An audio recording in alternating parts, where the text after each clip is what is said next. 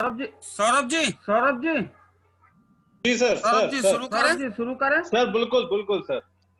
बहुत बहुत स्वागत है बलराम संदेश में आप सभी किसानों का।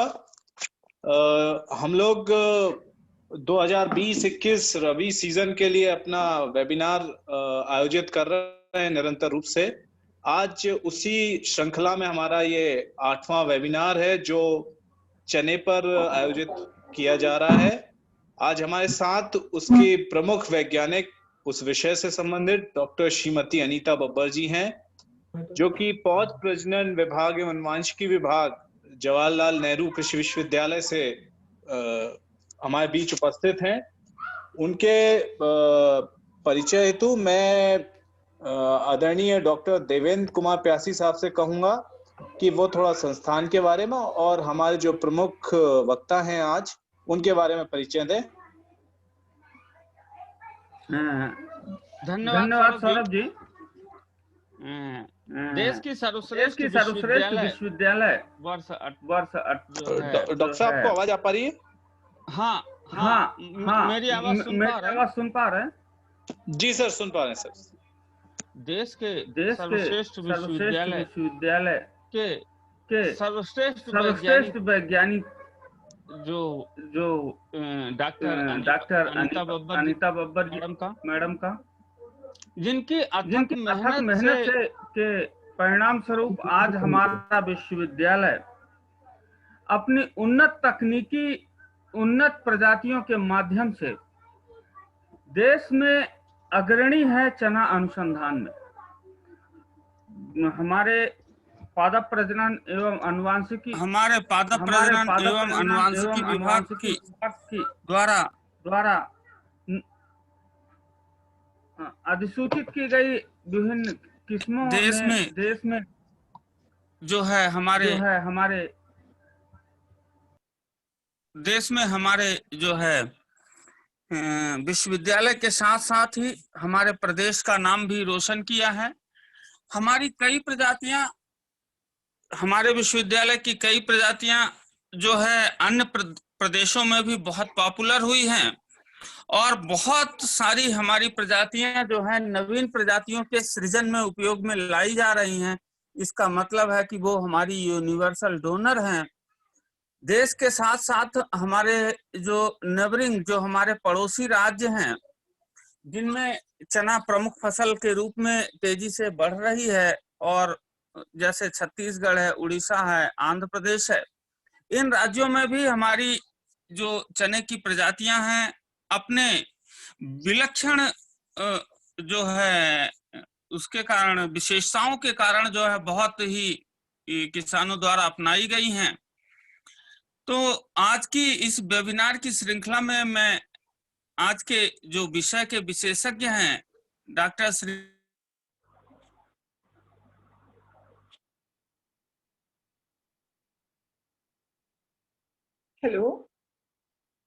के कृषि महाविद्यालय जबलपुर में, जिसमें पादप प्रजनन एवं आनुवंशिकी विभाग में आप जो है प्रमुख वैज्ञानिक हैं, साथ ही साथ आप जो है अखिल भारतीय चना अनुसंधान परियोजना की प्रभारी भी हैं। मैं उम्मीद करता हूं कि आप लोगों को चने के अधिकतम उत्पादन को कैसे प्राप्त करें, ये आदरणीय मैडम, क्योंकि सभी प्रजातियां मैडम के ही सृजन की गई है और मैडम बहुत लंबे अरसे से चने परियोजना का संचालन कर रही हैं। तो इनके माध्यम से ही यदि आप प्रजातियों की विशेषताओं के साथ साथ उसके उन्नत उत्पादन तकनीकी की जानकारी प्राप्त करेंगे वो बहुत बेहतर होगा। और मैं उम्मीद करता हूं कि मैडम के कुशल मार्गदर्शन एवं अनुभव का लाभ हम सभी किसानों को मिलेगा, और जिनको अपनाकर हम अपनी खेती को या चने की जो प्रमुख समस्याएं हैं उनसे हम कैसे जो है बचाव कर सकें और अधिकतम उत्पादन हम कैसे प्राप्त कर सकें। मैं बलराम संदेश की 8वीं वेबिनार की श्रृंखला में मैं जो है मैडम को, आदरणीय मैडम को आमंत्रित करता हूं। मैडम, आपका स्वागत है। बलराम सिंधे ने मुझे इस वेबिनार पे बुलाया, और जो कि चने के लिए बिल्कुल उचित समय है, क्योंकि चने की बुआई के लिए सारे किसान जो हैं वो अभी इंतज़ार कर रहे हैं। मैं आपकी सारी टीम को, मैडम मृदुला बरगले मैडम जो कि मेरी साथी हैं, और डॉक्टर अर्जरिया, डॉक्टर देव, और आप सब संचालक लोग, उन सबका और सारे किसान भाइयों का मैं स्वागत करती हूँ। और मैं आपको जो भी मैं जानकारी दे रही हूँ, उसके बाद आपको कोई भी ऐसे प्रश्न हो तो आप मुझसे ज़रूर पूछिएगा। तो हम जैसा कि अपन जानते हैं कि चना क्यों इम्पोर्टेंट है, ये तो आप सब लोग जानते हैं। और खासकर ये कोविड-19 में, क्योंकि अपने को इम्यूनिटी बढ़ानी है तो प्रोटीन सिस्टम अच्छा होना चाहिए, तो चना, और वैसे भी मध्य प्रदेश के लिए चना बहुत इम्पोर्टेंट है, क्योंकि जो मध्य प्रदेश में पूरे भारत का सबसे अधिक जो चना उत्पादन होता है ना। तो अब जैसे चना की बुआई के लिए अब आप पहले, सबसे पहले तो ये है कि आपके पास जो खेत है उसमें आपको खेत की तैयारी करनी पड़ेगी।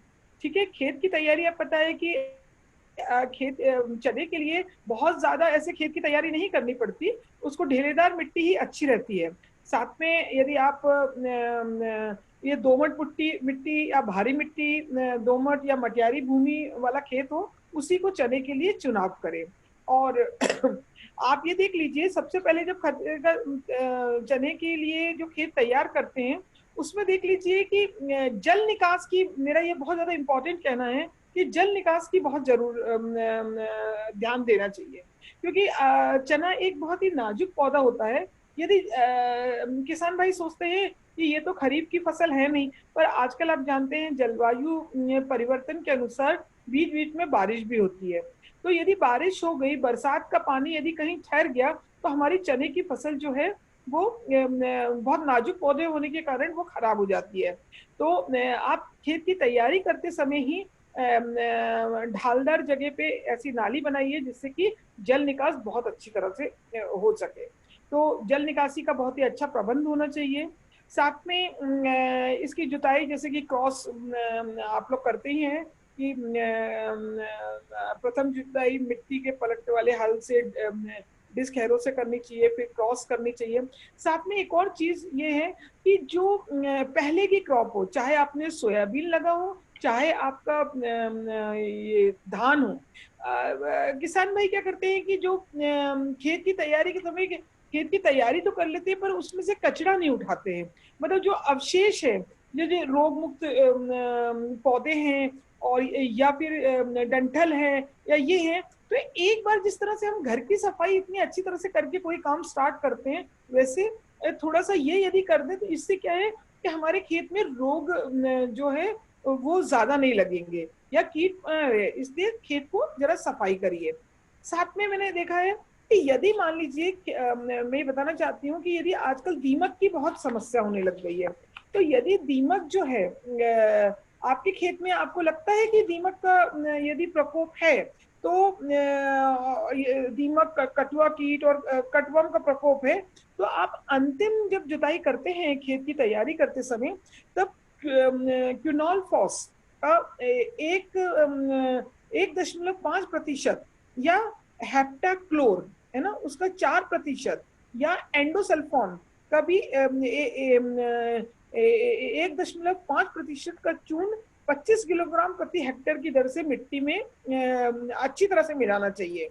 और जैसे उगटा रोग को बचाव करने के लिए, तो उगटा रोग क्योंकि सबसे प्रमुख समस्या है चने के लिए, तो किसान भाई के पास यदि पकी हुई, देखिए जरूरी होनी चाहिए कि खाद जरूर से पकी हुई होना चाहिए। पकी हुई FYM जो होती है, गोबर की खाद होती है, उसमें 2 से 3 किलो ट्राइकोडर्मा खेत में अपनी बुआई के 4-5 दिन पहले डालें। 4-5 दिन पहले डालने से क्या होता है, जब अपन बुरक देंगे पूरे खेत में, तो क्या वो उसकी इफेक्टिवनेस चालू हो जाएगी। और क्या है, यदि मान लीजिए एकदम उसी दिन डालेंगे, तो चने में एकदम से यदि दीमक का प्रकोप है, तो अपने बीज में दीमक का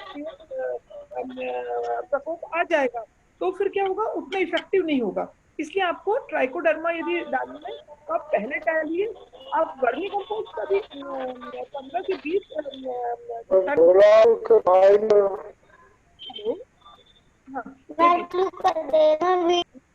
को खेत में डाल सकते हैं। इससे क्या है कि इसकी उपज अच्छा, अब मैं आपको जातियों के बारे में बताना चाहूँगी। प्रेजेंटेशन कहाँ है? हेलो हेलो डॉक्टर प्यासी, हेलो। जी मैम। आपका मेरा प्रेजेंटेशन नहीं दिख रहा है मुझे। जस्ट मिनट मैम, शेयर कर। हाँ, तो देखिए, जवाहरलाल नेहरू कृषि विश्वविद्यालय ने बहुत सारी देशी और काबली प्रजातियों का अनुसंधान किया है और आपके पास अवेलेबल है। चना तो जैसे कि है, आप असिंचित यदि आपकी अवस्था है, पानी की उपलब्धता नहीं है, तो ये टाइम अक्टूबर के दूसरे या तीसरे, मतलब ये वाले महीने में आपको चने की बुआई कर देनी चाहिए, है ना। पर यदि सिंचाई की व्यवस्था है आपके पास, तो आप पूरे नवंबर माह में आराम से चने की बुआई कर सकते हैं। और आपको ये देखना होगा, यदि आपने सोयाबीन लगाई है पहले, तो आपका खेत अभी खाली हो गया होगा, तो this is the best time, ये बेस्ट टाइम है चने की बुआई का। और यदि आपने धान लगाई है, तो वो भी कटाई की अवस्था में होगी। और यदि कटाई की अवस्था के बाद खेत तैयार करते करते दिसंबर तक भी चले जाए, मतलब 15 दिसंबर तक आप चने की बिल्कुल बुआई कर सकते हैं, बिना डर के, बिल्कुल अच्छी तरह से कर सकते हैं। सिर्फ आपके पास 1 या 2 पानी होने चाहिए, क्योंकि यदि आप लेट करते हैं तो आपके पास पानी की व्यवस्था होनी चाहिए। अच्छा, अब सबसे पहले बात अब होती है कि अपन लोग यदि वो करते हैं तो क्या करना चाहिए। मीन्स आपको सबसे पहले तैयारी होगी, उसके बाद आपको सबसे पहली जरूरत है कि आपको कौन सी प्रजाति लगानी चाहिए। तो आप जानते हैं कि जवाहरलाल नेहरू कृषि विश्वविद्यालय ने वैसे 29 वैरायटीज प्रजातियां जो है वो विकसित की है। पर आजकल क्या है कि अभी न्यू वैरायटीज कौन सी है ना, न्यू वैरायटी, जैसे आप लोग सब लोगों ने जेजी 315 लगाई है, जेजी 16 लगाई है, जेजी 130 लगाई है, जेजी 63 लगाई है, जेजी 11 लगाई है ना। ये सब वैरायटीज बहुत अच्छी है। पर अब हमने जो नई जातियां लगाई हैं, जैसे कि जेजी 12, जो कि बहुत ही 3-4 साल से किसान इसको प्रोड्यूस कर रहे हैं और इसकी बहुत ही अच्छी उत्पादकता है। एक तो ये उक्टा प्रतिरोधी वैरायटी है, साथ में इसमें बहुत ही अच्छी ब्रांचिंग आती है। इसका जो बीज भी है ना, जो वो छोटा और मध्यम आकार का है। मतलब हमारे किसान भाई जब कहा करते थे हमसे कि हमारे को जेजी 315 या जेजी 63 बहुत पॉपुलर वैरायटी थी, तो उनका कहना था कि हमको छोटे दाने की जाति निकालिए। तो हम लोगों ने ये जेजी 12 निकाली, जो कि आज बहुत ही ज्यादा पॉपुलर है। और इसका सीड जो है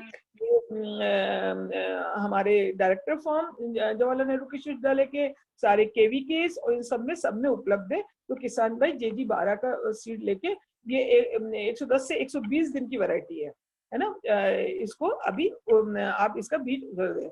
अभी एक नई जाति जो कि 2016 में निकली है, और इस साल इसका ब्रीडर सीड उपलब्ध था हमारे डायरेक्टर फॉर्म में। तो ये जेजी 36 जो है, आपको यदि अभी इस साल इसका बीज नहीं उपलब्ध है तो अच्छा है, और यदि नहीं उपलब्ध है सॉरी, तो आप क्या है कि इसको आप बड़े आराम से इसको जो है अगले साल ले सकते हैं वैरायटी। ये इसकी में ये भी छोटे से मध्यम दाने की है। साथ में इसको ये भी 110 से 115 दिन में पकती है ना। और साथ में उक्टा प्रतिरोधी भी है, और जो सूखा जड़ सड़न रोग है उसके लिए भी ये प्रतिरोधक क्षमता रखती है। और साथ में इसकी एक और खासियत है, जैसे कि अपन जानते हैं, जो कि मैंने सबसे फर्स्ट आपको चालू किया, कि अपने को प्रोटीन, आप जैसे जानते हैं कि चने में अत्यधिक प्रोटीन पाया जाता है।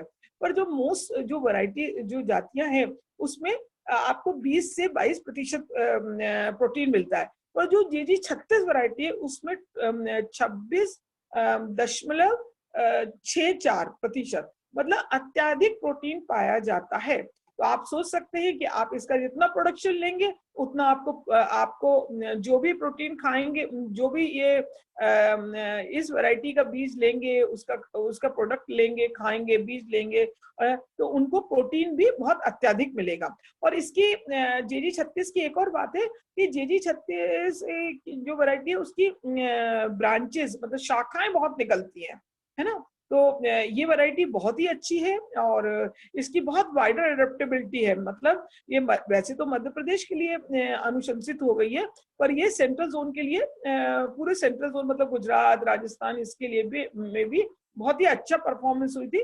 पर ये अनुशंसित जो हुई है वो मध्य प्रदेश की हुई है। अभी इसी साल हमारी एक वैरायटी और जाती है JG-24, जिसके बारे में अभी आपको अवगत कराती हूँ। इसके आगे सालों में आपको इससे ये वैरायटी का बीज जरूर लीजिएगा आप जवाहरलाल नेहरू कृषि विश्वविद्यालय से।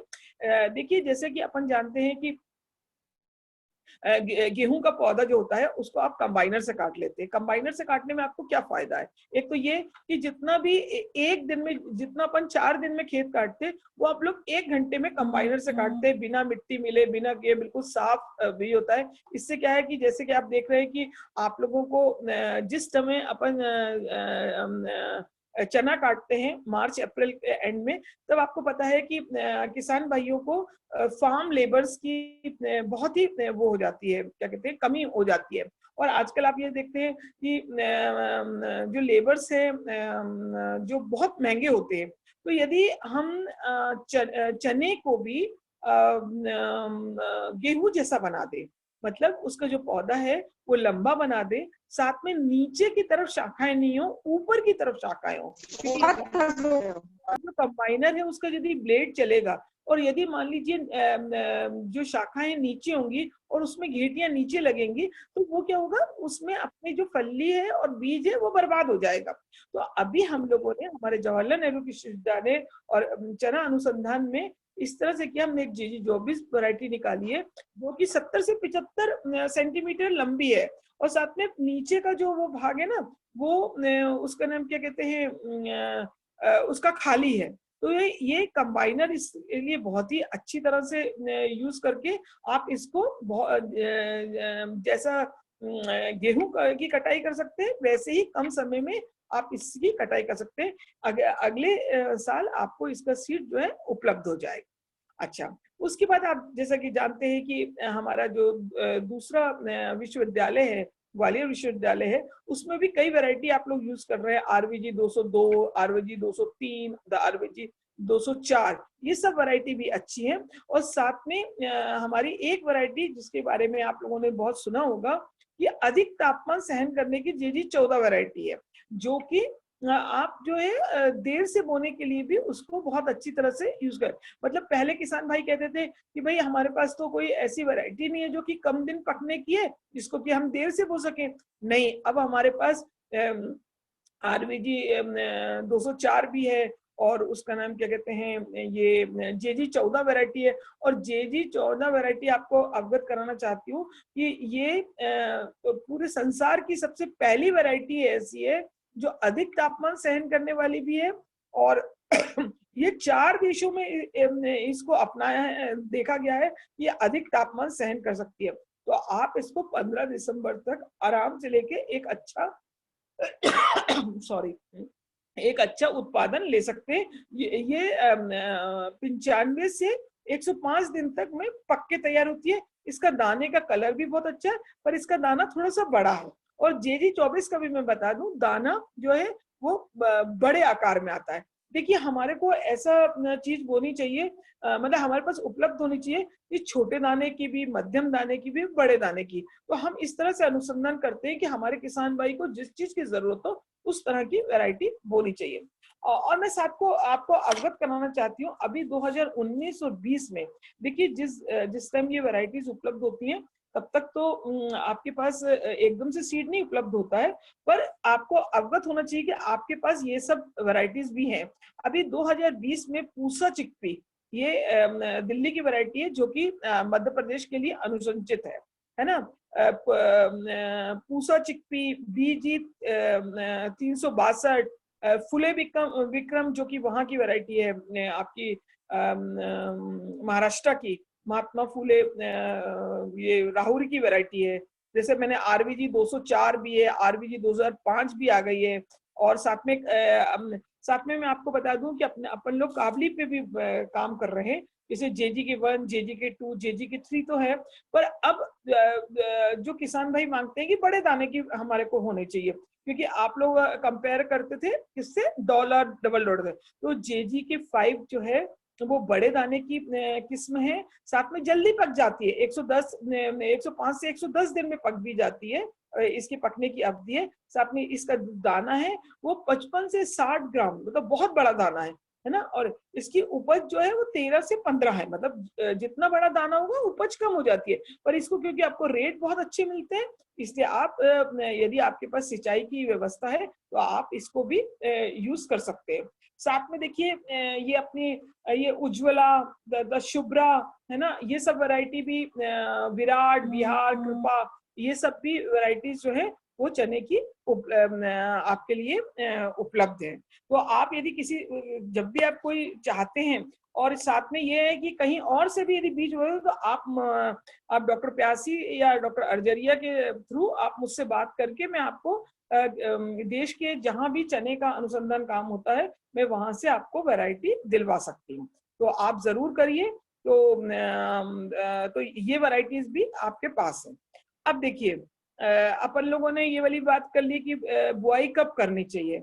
अब बात आती है किसान भाई की सबसे ज्यादा इम्पोर्टेंट ये रहता है कि वो उसका नाम क्या कहते हैं, बीज दर क्या रखे, है ना। सबसे पहले तो प्रमाणिक संस्था से ले, मतलब किसी भी प्रमाणिक संस्था से ही बीज ले, क्योंकि कहीं और से यदि हम बीज लेते हैं तो क्या पता जो वैरायटी बता रहे हैं वो है या नहीं है, तो अपने को वैरायटी का जो है वो बीज जो है वो सही जगह से लेना चाहिए। अच्छा, अब ये वाली बात है कि बीज दर क्या रखनी चाहिए। किसान भाई क्या करते हैं कि 1 एकड़ में 40 से 50 किलो प्रति एकड़ के हिसाब से बीज बोते हैं। देखिए हम जो भी बात करेंगे, क्योंकि हम लोग साइंटिफिक उसमें करते हैं तो हम हेक्टेयर में बात करते हैं, तो बीज दर भी ऐसी रखनी चाहिए जिससे कि पर स्क्वायर मीटर, मतलब एक जो है उसमें पौधों की समुचित संख्या होनी चाहिए। ऐसा नहीं कि बहुत ज्यादा बीज आपने कर दिया तो ज्यादा अच्छा हुआ, ऐसा नहीं होता है। साथ में जो बीज दर है वो जो प्रजाति आप ले रहे हैं, जैसे आपने ली JG12 है ना, तो उसका सीड जो है वो थोड़ा सा 30 किलो प्रति एकड़ भी ले सकते हैं, पर जो यदि JG36 ली उसका दाना थोड़ा सा बड़ा है तो उसको आप 35 कर सकते हैं, है ना, इससे ज्यादा आपको नहीं करना चाहिए, है ना। तो जो बीज दर है वो आपको डिसाइड करनी चाहिए कि कौन सी प्रजाति ले रहे हैं, छोटे दाने की ले रहे हैं कि बड़े दाने की ले रहे हैं कि क्या ले रहे हैं। जो काबली जो मीडियम दाने की जो प्रजातियां हैं, जैसे शुभ्रा हुई, उज्ज्वला हुई, है ना, और इवन कृपा हुई, पहले हमारी JGK1 JGK2 थी, वो 100 किलो प्रति हेक्टेयर, मतलब आप उसकी बीज दर रख सकते हैं, मतलब प्रति एकड़ जो है वो 40 से 45 किलो। पर जो बड़े दाने की है, जैसे JGK5 हुई और ये वाली हुई जो RVG 200, उसका नाम क्या कहते हैं, वो वाली 101 RVKG, देखो K फॉर काबली है ना, RVKG 101 जो है ना, और अभी अभी एक और जाति निकली है RVKG 111, है ना। तो ये जो जातियां हैं इनको जो है, इनका जो बीज दर है वो आपको 100 से 120 किलो प्रति हेक्टेयर रखना चाहिए, मतलब इसको जो है वो 45 से 50 किलो में, पर देसी जाति के लिए आप ऐसा बिल्कुल नहीं करेंगे। अच्छा, और एक चीज, यदि आप बहुत ज्यादा लेट हो गए, मान लीजिए आपने कुछ, तो जितना, मतलब यदि आप दिसंबर से भी लेट हो गए मान लीजिए आप लगाने के लिए, तो बीज दर उस टाइम आप थोड़ी सी बढ़ा सकते हैं, मतलब 20 से 30% सीड जो है वो, मतलब 5-6 किलो सीड और ज्यादा बढ़ा दीजिए, क्योंकि कभी कभी ऐसे होता है कि अंकुरण की मुश्किल आ जाती है देर से बोने के लिए, तो उसको सबसाइड करने के लिए आप इसको बीज दर आप इसको बढ़ा सकते हैं। इसके बाद, हाँ, इसके बाद देखिए बुआई की विधि कैसी होनी चाहिए। देखिए ये सब टेक्नोलॉजी का आप यदि करते हैं ना तो आपको बहुत ही अच्छा, एक तो आजकल वैसे मैं जानती हूँ आप लोग सब जो आधुनिक किसान है वो कोई भी छिड़काव विधि से नहीं करता है, लाइन सोइंग करता है। तो लाइन सोइंग मतलब कतारों से कतार, तो कतारों से कतार देसी चने की दूरी जो होनी चाहिए वो 30 सेंटीमीटर होनी चाहिए, और पौधे से पौधे की दूरी 8 से 10 सेंटीमीटर। देखिए ज्यादा घना मत बोइए, क्योंकि ज्यादा घना बोने से क्या होता है कि एक पौधे को जितना क्या कहते हैं वाटर अपटेक, मतलब वो पानी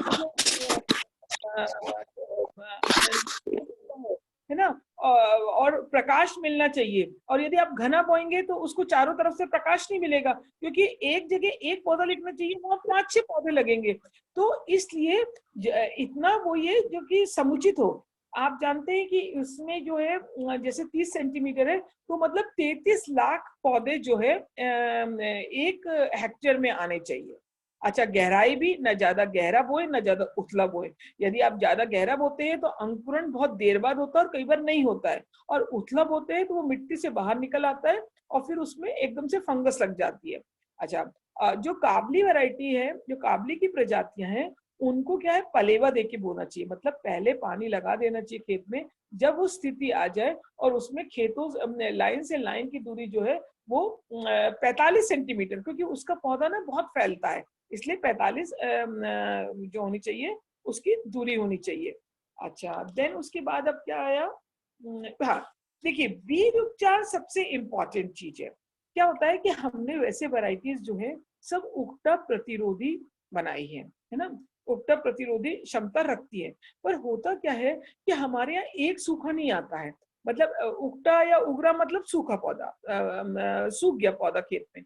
पर हमारे पास ऐसे 3 बीमारियां हैं जिनके जो सिम्टम्स है, जो दिखता है वो क्या होता है कि वो ये सूखा ही होता है। और साथ में हमारे जो ये उगटा के ये फ्यूजेरियम विल्ट इसको कहते हैं हम लोगों की भाषा में, इसके जो कीटाणु होते हैं वो मिट्टी में रह जाते हैं। यदि आपने मान लो पिछले साल भी यदि मान लीजिए लगाया ना, तो ये इस साल भी अपने यहाँ रह जाएंगे, और जैसे ही चना लगेगा वैसे ही वो क्या करने लग जाएंगे, फिर से अपने चने पे अटैक कर देंगे। तो आपको बीज उपचार एक बहुत ही मतलब बहुत ही सस्ता साधन है जिससे कि आप यदि उगटा रोग बचा सकें। तो इसके लिए क्या करना चाहिए, ट्राइकोडर्मा विरिडी, जो कि हमारे जवाहरलाल नेहरू मिशन में जैव उर्वरक में बहुत ही अच्छी, साथ में सब्सिडी भी मिलती है, आप वहां से ला सकते हैं। और बिल्कुल, और ऐसी किसी दुकान में एक्सपायरी मत लेके आइए। तो ये ट्राइकोडर्मा विरिडी 6 ग्राम, और एक है कार्बोक्सिन है ना, उसको 1 ग्राम, मतलब कुल दवा कितनी हुई 7 ग्राम। ये 7 ग्राम प्रति 1 किलो बीज में। तो उसको आप जैसे मान लो 30 किलो 1 एकड़ में बोते हैं, तो उसको आप उससे मल्टीप्लाई कर लीजिए, मतलब आप उससे गुणा करके आप उसको कर सकते हैं। यदि ये ना दवा मिले तो कार्बिडिज्म जो होती है वो 2 ग्राम प्रति किलो, मतलब या तो ये लीजिए या ये लीजिए, उसको आप प्रति किलो बीज, और जितना आपका बीज है उससे आप उसको गुणित करके उतनी दवा को मिलाइए। साथ में वीटावेक्स पावर, ये बहुत ही अच्छी इफेक्टिव दवा है जो कि दुकानों में बहुत अच्छी मिल रही है। इसको अच्छी कंपनी से वीटावेक्स पावर खरीदिए, और इसको 2 ग्राम प्रति किलोग्राम बीज से आप करते हैं। आप एक बात और है कि ये, हाँ ये क्या है, ये सब ये है फंजीसाइड्स हैं, है ना, तो फफूंदनाशक है। तो इनकी एक विधि होती है फफूंदनाशक की, और साथ में हम लोग बीजोपचार के लिए राइजोमोम कल्चर, साथ में पीएसबी फॉस्फेट घुलनशील बैक्टीरिया कल्चर का भी उपयोग आपको बताते हैं।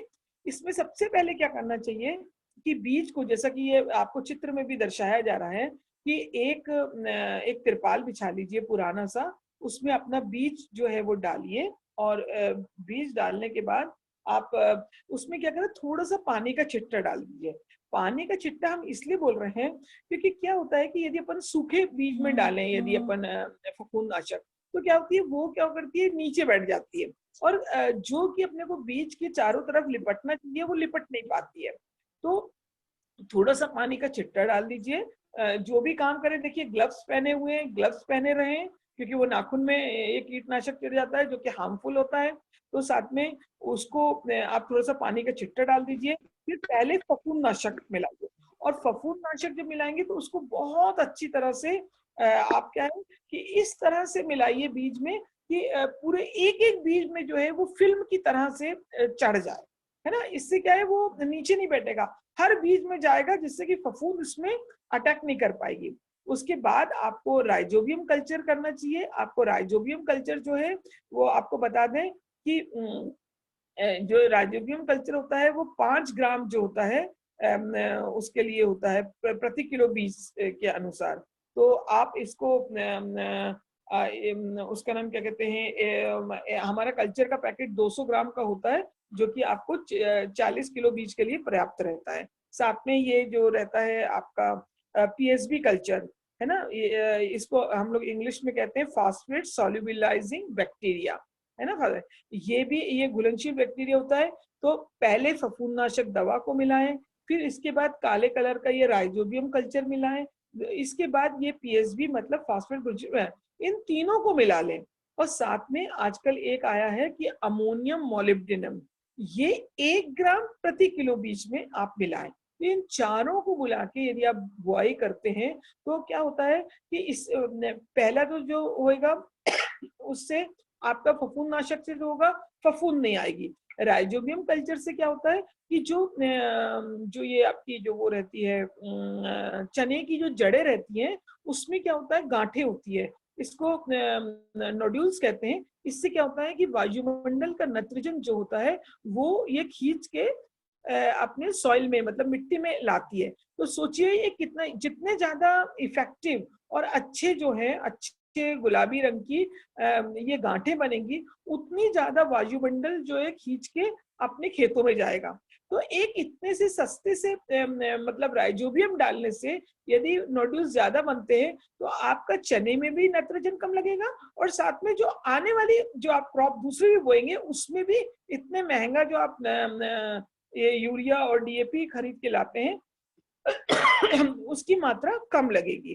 तो आप इन सबको लगाएं। और यदि मान लीजिए ये एक विधि भी दी गई है कि यदि मान लीजिए चिपकता नहीं, चिपकने के लिए ये है कि 100 ग्राम गुड़ या चीनी का आधा लीटर घोल बनाएं, घोल को गर्म करें, फिर उसको ठंडा करें, उसमें ये राइजोबियम कल्चर मिलाएं और फिर बाल्टी में ये सब मिला के उसमें सीड डालें और इसको, जिससे कि मतलब अपना मेन ये चीज है कि ये सारे जो कल्चर हम यूज कर रहे हैं वो ऐसा ना हो कि नीचे ही रह जाए तिरपाल पे, सब बीज में चिपके, ये तभी इफेक्टिव हुआ। देखिए कोई भी काम तरीके से करने से ही अच्छा माना जाता है। ये कि आपने निपटा दिया मतलब डाल दिया हो गया, ये नहीं। ये पूरा का पूरा जो आप जितना पैसा भी खर्च रहे हैं, देखिए पैसा बहुत कीमती है आजकल, तो आप उसको उतनी तरह से यूज करिए।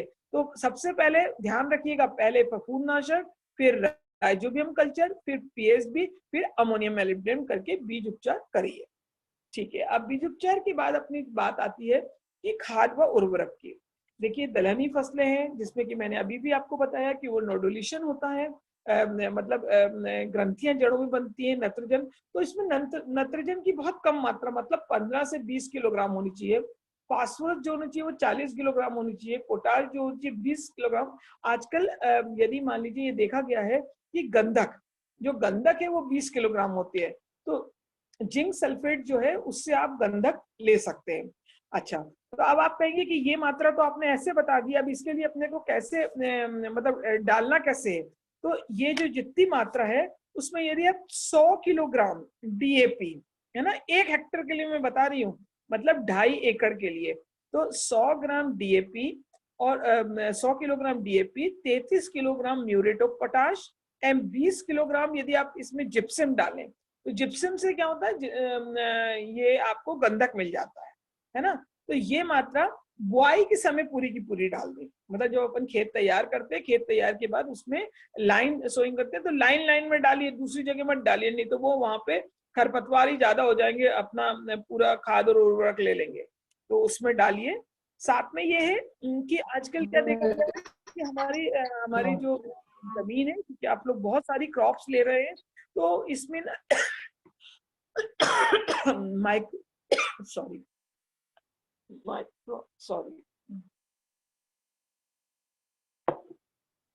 इसमें ना सूक्ष्म तत्व होते हैं जो कि जिंक होता है, मोलिब्डेनम होता है, ये सब कमी होती जा रही है। तो यदि आप 10 किलोग्राम बोरिक्स पाउडर, है ना, और जैसे मैंने आपको पहले ही बताया था कि अमोनियम मोलिब्डेनम जो है वो यदि आप डालें तो आपको सूक्ष्म तत्व की कमी नहीं हो जाए। सूक्ष्म तत्व के बौना रह जाना पौधा या फिर वो बिल्कुल येलो कलर का पीला रह जाना, इस टाइप से होता है। तो ये चीजें भी नई चीजें, चने में बीमारियां और इस टाइप का बौनापन और इस तरफ से देखा जा रहा है। तो ये सब चीजें माइक्रोन्यूट्रिएंट की कमी के कारण होती है। तो यदि आप खेत की तैयारी करते वक्त आपका सही समय है, यदि आप बोरेक्स पाउडर और अमोनियम मॉलिब्डेनम जैसे मैंने बोला ये यदि डाल दें तो बहुत ही अच्छा है। साथ में एक चीज और है कि जैसे सिंचित में तो ठीक है, पर यदि असिंचित में अपने को ये जो सिंचाई है,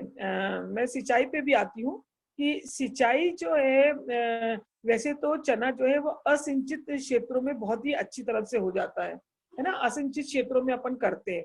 पर जिसके पास सिंचाई की व्यवस्था हो, है ना, जिसके पास व्यवस्था हो, मान लो पहले मैं असिंचित की बताती हूँ कि अपन ने अपने जल्दी सोइंग कर ली, तो जिससे क्या है कि धरती में जो बारिश का पानी है उससे अपने को वो हो गया। पर एक ऐसी स्टेज आती है जब या तो शाखाएं निकलते हुए या एक दूसरी स्टेज होती है जिसमें पानी की कमी नहीं होनी चाहिए, वो स्टेज है जब घेटी अपनी बनती है और घेटी में दाना भरता है। तो यदि जब घेटी बनती है उस समय यदि चने में 2% यूरिया का घोल, है ना, 2% छली में फली बनने की अवस्था में, मतलब ना उस टाइम यदि डाला जाए तो क्या होगा कि और उसको स्प्रिंकलर से द्वारा या फिर छिड़काव विधि से डालें तो क्या पौधे में स्ट्रेस कंडीशन नहीं रहेगी पानी की। तो उससे क्या होगा कि आपका जो बीज है ना वो बहुत अच्छा बनेगा। मतलब बीज में यदि उस टाइम यदि मान लीजिए कोई कमी रह जाती है ना, तो बीज का आकार जो होता है वो छोटा हो जाता है, या उसमें चमक कम आ जाती है, या उसका ना वो पूरा आकार नहीं भरपूर ले पाता। तो एक उस टाइम एक थोड़े से पानी, असिंचित में अभी आपके पास पानी तो वैसे नहीं है, तो आप 2% यदि यूरिया का घोल डाल देंगे तो आपको एक बहुत ही अच्छा मतलब बूस्टअप मिलेगा। अब सिंचित क्षेत्रों में एक तो ये है कि किसान भाई ये याद रखें कि जब फूल आ जाए तो पानी नहीं दे, क्योंकि क्या है कि जो फूल आने की व्यवस्था होती है ना उसमें ह्यूमिडिटी, मतलब क्या कहते हैं, नमी की मात्रा और तापमान की वो रहती है। तो जब वैसे तो देखा जाता है कि चने में जो है वो शाखाएं और फूल एक साथ होते हैं, पर जब एकदम से जब फूल आते हैं तो तब नहीं है। या तो पानी क्या होनी चाहिए 60 से 65 दिन के बाद, जब आप देखते हैं शाखाएं निकलती हैं, मतलब अभी फूल नहीं आए, शाखाएं ज्यादा निकल रही है, तो यदि आप उस समय हल्का पानी स्प्रिंकलर से, देखिए इसके बाद चने में हल्के पानी की जरूरत ही होती है, तो यदि आप हल्का पानी देते हैं तो क्या है उसमें शाखाएं ज्यादा निकलेंगी। अपने को शाखाओं की क्यों जरूरत है? जितनी ज्यादा शाखाएं होंगी उतनी ज्यादा आपको घेटी लगेगी, जितनी ज्यादा घेटी लगेगी उतना ज्यादा बीज होगा और आपको उत्पादन ज्यादा होगा।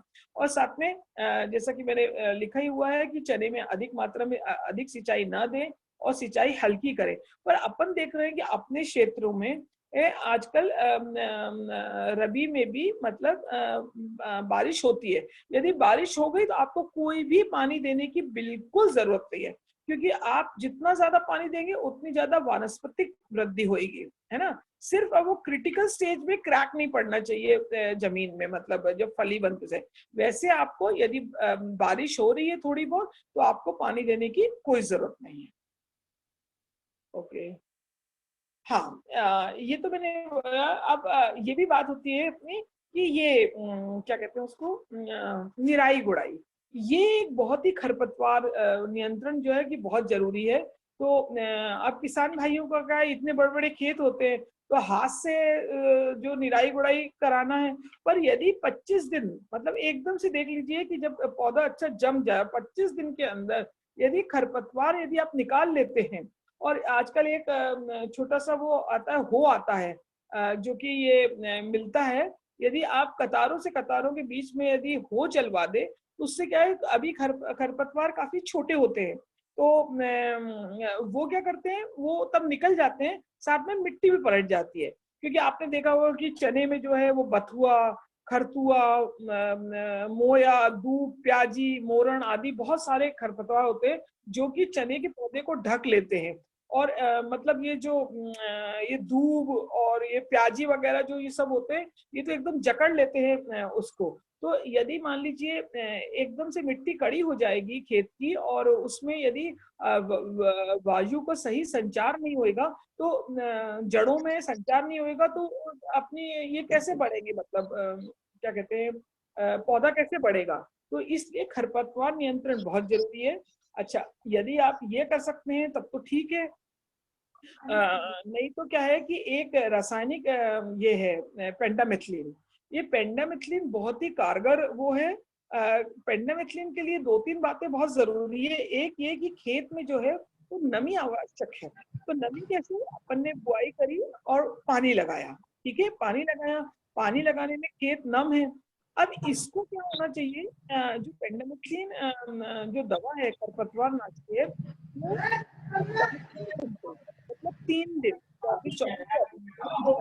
3 दिन के अंदर इसको डाल देना चाहिए। आप कहेंगे कि क्यों 3 दिन के अंदर डालना चाहिए? क्योंकि कोई भी चीज अंकुरित होगी उसको ये नष्ट कर देगा। अब आप जानते हैं कि 3 दिन के बाद यदि चने में पानी लगता है तो 3 दिन के बाद उसमें थोड़ा सा अंकुरन जमीन के अंदर निकलने लगता है। तो यदि आप 3 दिन के बाद पेंटामेथलिन डालेंगे तो क्या पता आपका जो पेंटामेथलिन बेचारे को थोड़ी पता है कि ये चना उगा है कि ये खरपतवार है, वो उसको भी मार सकता है, मतलब किसी भी अंकुरित चीज को मारेगा। तो उससे पहले तो आप बिल्कुल ऐसा करिए कि आप 48 घंटे बाद जब आपको पैर रखने की स्थिति हो जाए खेत में तो ये पेंटामेथलिन दवा 1 से 1.25 किलोग्राम पर हेक्टर की दर से 700 से 800 लीटर पानी का घोल कर इसको छिड़काव करें।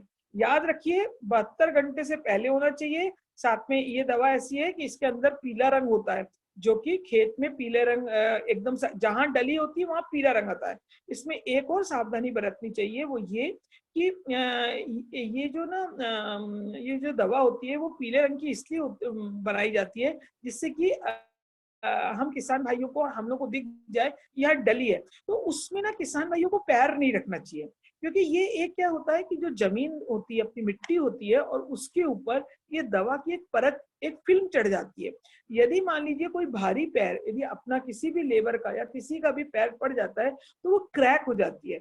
और जो ये जो होती है ना वो एरोबिक और एनारोबिक कंडीशन होती है, मतलब इसमें ऑक्सीजन नहीं जानी चाहिए तब ये कारगर होती है। और यदि मान लीजिए क्रैक पड़ गया तो क्या होगा, इसके अंदर वायुमंडल से ऑक्सीजन चली जाएगी, तो ये इफेक्टिव, मतलब आपने डाला भी और इफेक्टिव नहीं हुआ।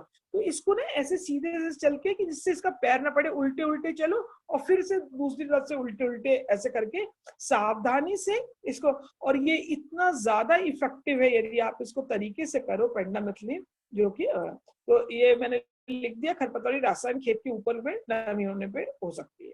चलिए, हाँ, ओके।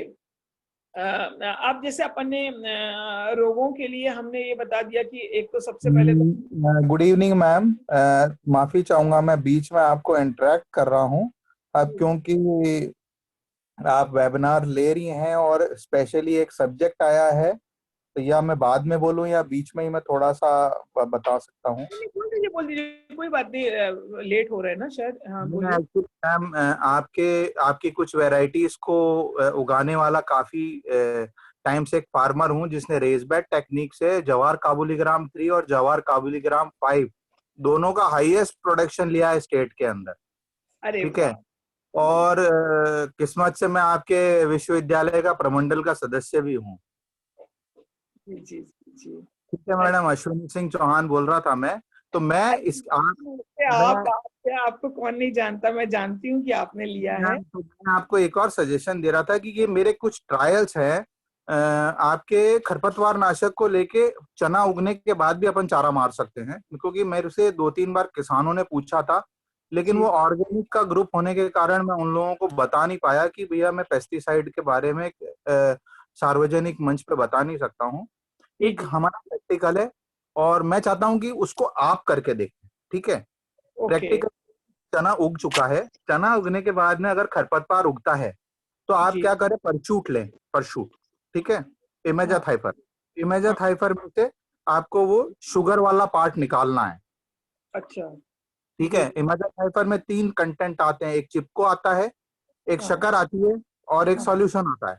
तो जो सॉल्यूशन उसको 150 ग्राम सॉल्यूशन को 20 किलो यूरिया के अंदर, ठीक है, मिलाना है। और एक पानी का स्प्रेयर लेंगे आप, पानी के स्प्रेयर के अंदर उसको आपको मिला के और उसमें थोड़ा सा होली का रंग डाल दें, ठीक है। होली का कलर डालने से वही जो आप कह रही थी, पेंडामेथिलीन के अंदर येलो कलर रहता है, तो उससे अपन को पता चल जाता है हमारी दवा पहुंची है। उसके बाद 20 किलो यूरिया को आप एक प्लास्टिक की पॉलीथीन पे या त्रिपाल पे बिछा लें और उसके अंदर 150 ग्राम परशूट डाल दें, ठीक है।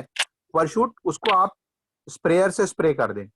थोड़ी देर बाद में वो यूरिया पूरा उसको सक कर लेगा और उसके बाद इस यूरिया को आप स्प्रेड करें और फ्लड इरिगेशन करें, तो ये सारी खरपतवार खत्म हो जाएगी, कुछ भी नहीं बचेगा और आपके चने को कुछ नहीं बिगड़ेगा।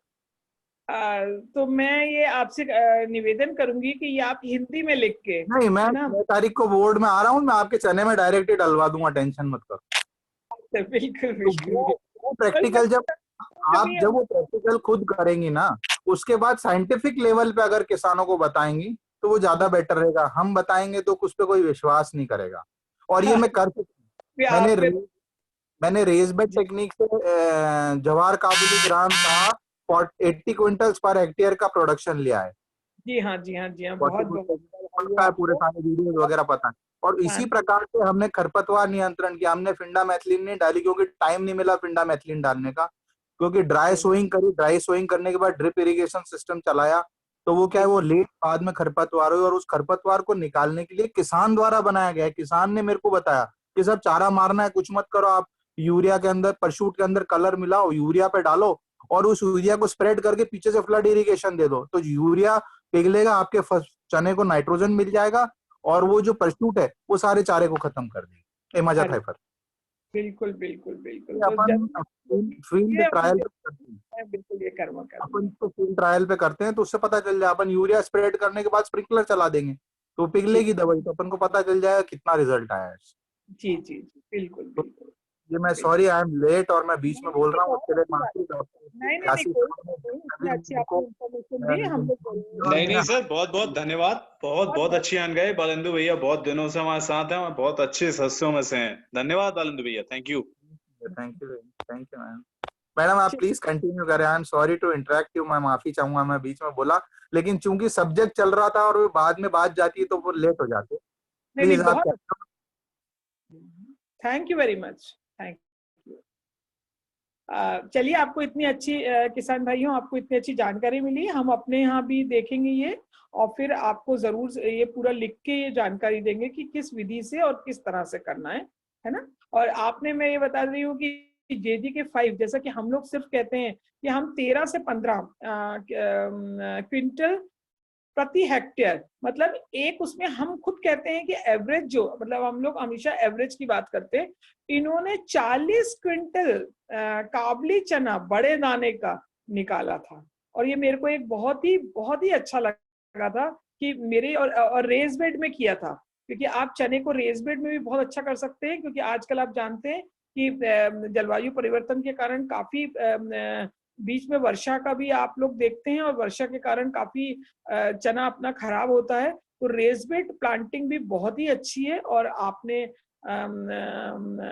हमारे आदरणीय अश्विनी चौहान जी ने करी थी, और यदि इसको फॉलो करें तो ये भी एक बहुत ही अच्छी टेक्निक है ना। अच्छा, अब मैं ये बताना चाहूंगी कि ये सब चीजें करते जब अपन रोग निदान का, अपने को इतना मेन क्या है कि यदि अपना उगटा हो जाए ना कवर, क्योंकि उगटे के लिए हम वैरायटी तो सब कुछ करते हैं, पर होता क्या है कि ये क्योंकि सॉइल बॉर्न है, मतलब कि आपकी खेत की मिट्टी में ही मिला है, और जो कि काफी सालों रहता है, मतलब वो मरता नहीं है। पर यदि अपने को उसको रोकथाम को कम कर सकते हैं ना, तो आप जब भी गर्मी, जब ग्रीष्म ऋतु में आए, तब आपको उसको मई जून के समय आपको खेत की गहरी जुताई करनी चाहिए। साथ में जैसा कि मैंने आपको पहले भी अभी भी बताया, खेत की तैयारी कर संगे पकी, क्योंकि पकी होनी चाहिए। जरा सी भी यदि कम पकी होगी तो खरपतवार ज्यादा हो जाएंगे आपके यहाँ। तो 5 टन प्रति हेक्टेयर डालें, गोबर की खाद डालें, या फिर वर्मी कंपोस्ट भी आप डाल सकते हैं। साथ में प्रमाणित बीज लें, बोनी के समय का ध्यान दें, और बुआई और अंकुरण के समय मतलब मृदा में जो होना चाहिए वो नमी होना चाहिए। साथ में एक और चीज, यदि आप लोग ये कर सकते हैं तो दीर्घ फसल चक्र अपनाना चाहिए।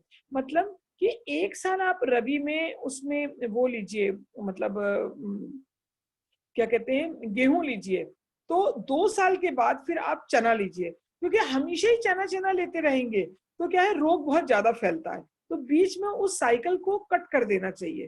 तो आप ऐसा करिए कि एक बार दलहनी और एक बार जो है वो धान्य फसलें लीजिए। साथ में ये भी मैंने जैसे आपको पहले भी कहा था कि संक्रमित जो पौधे होते हैं, किसान भाई एक चीज की कमी करते हैं। देखिए, आप लोग रोज खेत जाते हैं, आप सब कुछ करते हैं, आपको आपके घर की सफाई का भी है, तो आप खेत की भी वैसी सफाई करें। तो संक्रमित पौधों को खेत से निकाल देना चाहिए, और रोगों को, इनको ऐसा नहीं करना चाहिए एक जगह से निकाला और दूसरी जगह फेंक दिया। यदि आप फेंक देंगे ना, तो उसकी जड़ों में जो माइक्रो ऑर्गेनिज्म में, क्योंकि जड़ों में रहते हैं ये माइक्रो ऑर्गेनिज्म जो फंगस के, तो ये क्या करते हैं, जिस जगह आपने फेंका है ना पौधा, रोगग्रस्त पौधा, तो वो वहां चले जाते हैं, और फिर मतलब कि एक जगह तो रोग था ही सही से, दूसरी जगह की सॉइल में भी चले जाता है। इसलिए आप उसको उठा के बोरों में लेके जाइए या किसी तसले में लेके जाइए, और फिर जो आपके मेड़ पे आपने गड्ढा खोदा हुआ है उसमें डाल के उसका कंपोस्ट बनाइए। तो आपको मैडम यहाँ पे, मैम मैं यहाँ पे एक बार और, सब्जेक्ट चल रहा है तो एक बार और माफी चाहूंगा, इंटरेक्ट करूंगा। एक और मेरा एक्सपीरियंस है, उगता रोग के सबसे बढ़िया काम है, अगर आप चने की सोइंग कर रहे हैं तो आप 300 से 500 ग्राम पर हेक्टेयर की देसी ज्वार अगर मिल जाए तो उसको चने में मिला दें, ठीक है। या आप डबल बॉक्स सीड्रिल से बो रहे हैं तो 500 ग्राम पर हेक्टेयर के हिसाब से आप देसी ज्वार डाल दें, ठीक है। अब जब ज्वार चने के साथ उगेगी तो ज्वार की जड़ों के अंदर साइनाइड का फॉर्मेशन होता है, ठीक है। तो जब तक जहां तक वो जड़ें फैलेगी वहां तक आपके एक तो उगता नहीं आएगा। सेकेंड थिंग, आप खरपतवार नहीं डाल रहे हैं इसलिए ज्वार को कुछ नहीं बिगड़ेगा। थर्ड, जब ज्वार हाइट ले लेगी तो उसमें चिड़िया बैठ के आपका पूरा इल्ली बिनने का काम करेगी। और तीसरा काम एक और है मैडम, फिर जैसे 20 से 25 दिन 35 दिन की ज्वार हो जाए तो उसको काट के आपकी गायों को ग्रीन फॉडर मिल जाएगा। मतलब 3 काम हो गए, उगता बच जाएगा, फॉडर का काम हो जाएगा, और सेकेंड थिंग आपका चिड़ियाओं को बैठने के लिए जगह मिल जाएगी, तो आपको टी आकार की लकड़ी नहीं लग। ये मेरा एक्सपीरियंस है। आप अपन जो प्रैक्टिस दे रहे हैं फार्मर्स को, वो सारी प्रैक्टिस किसान नहीं कर। हाँ, नहीं, ये आपने अच्छी बात बताई, बस सिर्फ इसकी एक ही वो है ड्रॉबैक कि आप जो ग्रेन के लिए ले रहे हैं उसमें तो कर सकते हैं, पर यदि आप सीड के लिए ले रहे हैं यदि क्रॉप, तब आप ज्वार नहीं लगा सकते, क्योंकि वहां पे इंटरक्रॉपिंग जो है वो रिस्ट्रिक्टेड है, आप यदि सीड प्रोडक्शन का काम ले रहे हैं। हेलो हेलो जी सर, करिए मैम, कंटिन्यू करिए आप। ये नॉर्मली कि जो किसान कंटिन्यू मैम प्लीज। हाँ, ठीक है। जो किसान बीज उत्पादन के लिए यदि मान लीजिए ले रहे हैं, वो कोई भी दूसरी क्रॉप इसके अंदर नहीं लगा सकते। पर यदि आप ऐसे ही प्रोडक्शन बेचने के लिए लगा रहे हैं, क्योंकि सीड प्रोडक्शन में आपको कोई दूसरी फसल का दाना उसमें नहीं मिलना चाहिए, तो आप तब कर सकते हैं। तो ये मैं अभी आपको बताने वाली थी कि अभी कीट रोग नियंत्रण में बताऊंगी। अच्छा, अब ये कीट प्रबंधक के बारे में आपको बताते हैं। देखिए, सबसे पहले तो रासायनिक विधियों में तो मैं बता देती हूँ कि ये क्लोरोपाइरिफॉस 0.05% या फ्लूबेंडाइमाइड, ये सब बहुत बहुत नए नए नाम है ना। इमोमेक्टिन बेंजॉइड 270 ग्राम्स पर हेक्टेयर के लिए रहता है। इसमें जो मात्रा लिखी रहती है उसको डाइल्यूट करने के लिए 700 से 800 लीटर पानी में कितना मिलाना है, वो उसी में ये 400 से 500 लीटर पानी में मिलाना होता है। Spinosad 73 AI and fenpropathrin 100 AI, then rynaxypyr है ना 270 ग्राम। तो ये सब दवाइयों में से कोई एक दवा कारगर सिद्ध हो सकती है। पर हमारा ये कहना है, ये मैं पीछे जाऊंगी, हमारा ये कहना है कि क्या होता है कि नई नई दवाइयां नए नए नाम से आती है, और साथ में आपको एक्सपायरी दवाई भी दी जाती है। साथ में और मैं एक चीज बता दूं कि हमारे किसान भाई खेत तो जाते हैं, पर होता क्या है, जब इल्ली का टाइम आता है तो वो इल्ली किसान भाई इंतजार करते हैं कि अरे ये तो 1-2 इल्ली आई है, अभी तो इल्ली आई नहीं है, और एकदम से इल्ली की कब इतनी बढ़वार हो जाती है कि वो समझ ही नहीं पाते हैं। और तब उसके बाद वो इंसेक्टिसाइड किसी भी दुकान से, कैसा भी जो दुकानदार ने कह दिया वो ले आते हैं और फिर डालते हैं, और फिर कहते हैं कि इल्ली मरी नहीं। देखिए, हर चीज का एक सही समय होता है। इल्ली की भी 4 अवस्थाएं होती हैं। जिसमें पहली और दूसरी जो अवस्था होती है, हम लोगों के जो साइंटिफिक भाषा में उसको उसमें आपका यदि आप इंसेक्टिसाइड मतलब रासायनिक जो है वो छिड़काव कर देंगे तब तो इल्ली मर जाएगी। उसके बाद यदि इल्ली बड़ी हो गई तो आप कितना भी इंसेक्टिसाइड डालिए, आपको कितना भी वो करें, वो इंसेक्टिसाइड उपयोगी कारगर नहीं होता है। इसलिए किसान भाई जब 1 वर्ग मीटर में मतलब यदि 1 बाई 1 वर्ग मीटर है उसमें 1 या 2 इल्ली दिखने लग जाए तो that is the right time, ये सही समय है जो जब आप कीटनाशक डालें। अब दूसरी बात कि आप इसमें एक सबसे जो सस्ता और सुलभ साधन है वो ये है कि अपने खेतों में टी आकार की लकड़ियां लगाएं। टी आकार की लकड़ी मतलब यदि मान लीजिए एक लंबी लकड़ी और साथ में चिड़िया को, देखिए चिड़िया भी यदि आएगी तो उसको बैठने के लिए जगह चाहिए। जैसे अपन भी कहीं जाते हैं तो अपन कितना आजकल नीचे बैठते हैं, नीचे तो बैठते हैं पर अपने को यदि मान लीजिए कोई चीज देखनी है ऊपर से तो आपको कुर्सी पे, सोफा सेट पे या टेबल पे या स्टूल पे बैठना पड़ेगा। तो हमको अपनी चिड़ियाओं के लिए जो ब्लैक कलर की चिड़िया आती हैं, काली चिड़िया आती हैं, उनके लिए आपको कोई स्थान बनाना पड़ेगा। तो आप सूखी टहनियां भी बना सकते हैं। एक बात याद रखिएगा, जो पौधा होता है उससे 6 इंच ऊपर तक, मतलब ऐसा नहीं कि आपने खूब लंबी बना दी बेचारी चिड़ियाओं को दिखे ही ना, तो क्योंकि उनको दिखना भी तो चाहिए ना। तो आप ये 50-60 1 हेक्टेयर में लगा दीजिए। आप ये जैसे फूल आना और फली लगने की अवस्था हो तो देखिए वो चिड़िया आके बैठेगी और चिड़िया अपना नाश्ता लेगी, मतलब इल्ली खाएगी और आपके खेत से जो है वो इल्ली का प्रकोप कम हो जाएगा। तो आप ये जरूर लगाइए। साथ में ये है कि फोरेमन ट्रैप भी लगा सकते हैं, साथ में प्रकाश प्रपंच भी लगा सकते हैं। क्योंकि प्रकाश प्रपंच से आप देखते होंगे कि शाम के वक्त जो पतंगे हैं वो सारा टाइम उड़ते रहते हैं और बाद में उड़ उड़ के वो मर जाते हैं, जिससे कि उनका प्रजनन नहीं हो पाता है और फिर इससे आपका प्रकोप कम हो जाता है। और एक चीज और, जैसे रसायन यदि आपको डालना ही है, यदि मान लीजिए प्रकोप कम नहीं होता तो होता क्या है, यही बात वाली होती है किसान भाइयों के लिए कि सही समय कब आए, मतलब सही समय का वो बहुत मुश्किल होता है। तो एक चीज हमारे जो IPM होता है, समन्वित कीट नियंत्रण जिसको हम लोग कहते हैं प्रबंधन, है ना, तो उसमें क्या होता है कि आप यदि मान लीजिए आपके खेत के किनारे, है ना, गेंदे का फूल लगाएं, मतलब गेंदे के काफी सारे फूल या मेड़ों में लगाएं। और गेंदा छोटा वाला नहीं, बड़ा वाला। अब बड़ा वाला हम क्यों कह रहे हैं कि देखिए हमारे चने में भी फूल होते हैं जो कि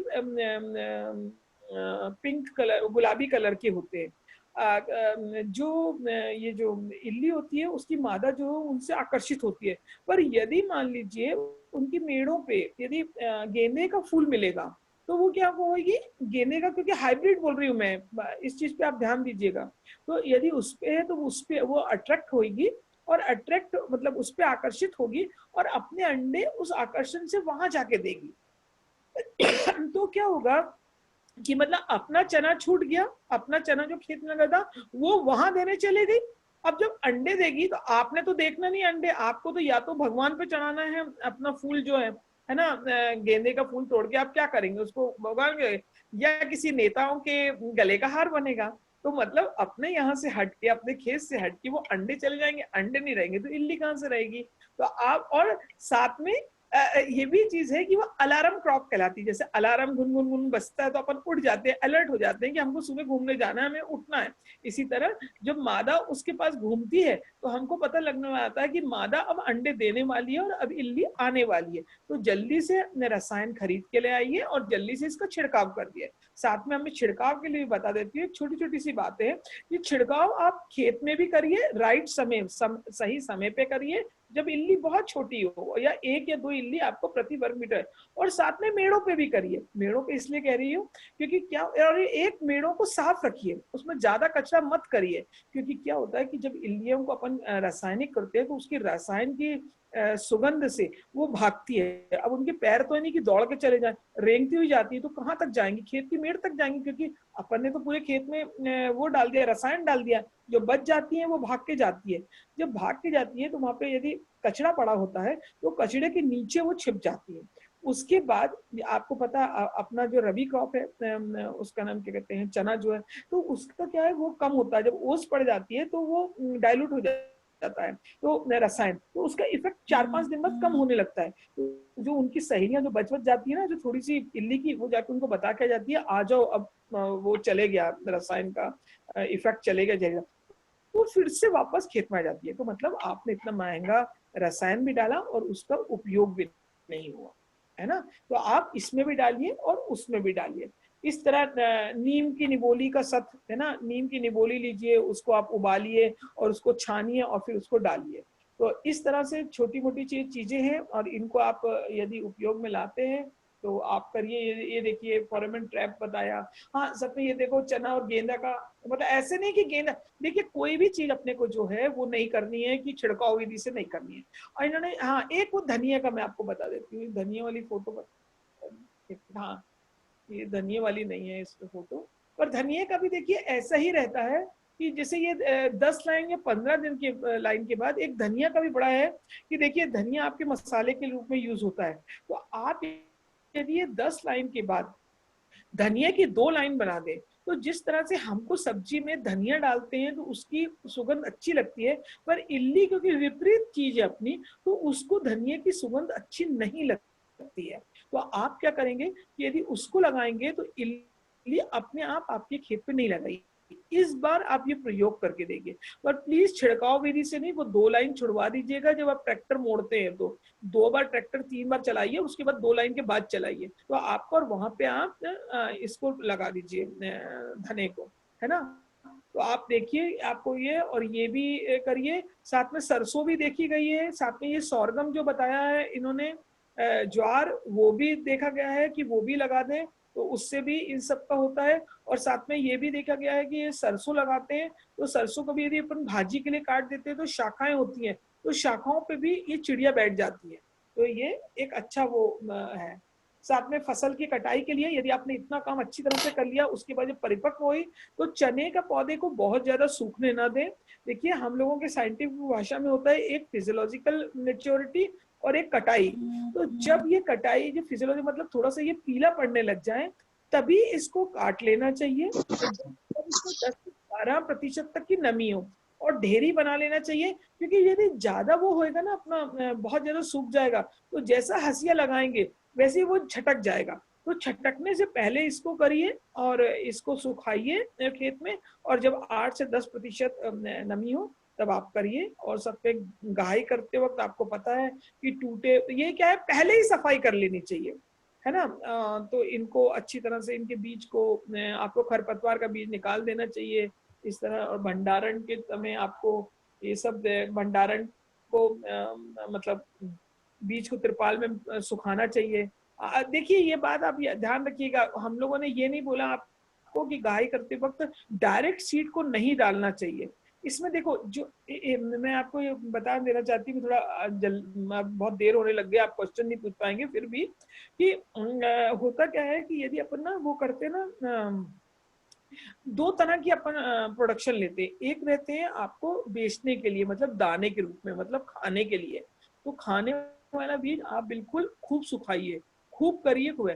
पर जो ये बीज का आपको करना है ना, जो बीज वाला, उसको क्या है थोड़ी सी नमी रहने देना चाहिए। यदि ज्यादा सुखा लेते हैं ना तो नेक्स्ट ईयर जब आप बुआई करते हैं ना तो उसका वो रह जाता है, क्या कहते हैं वो, उसका प्लूम्यूल जो होता है ना वो सूख जाता है, तो अंकुरण सही नहीं आता।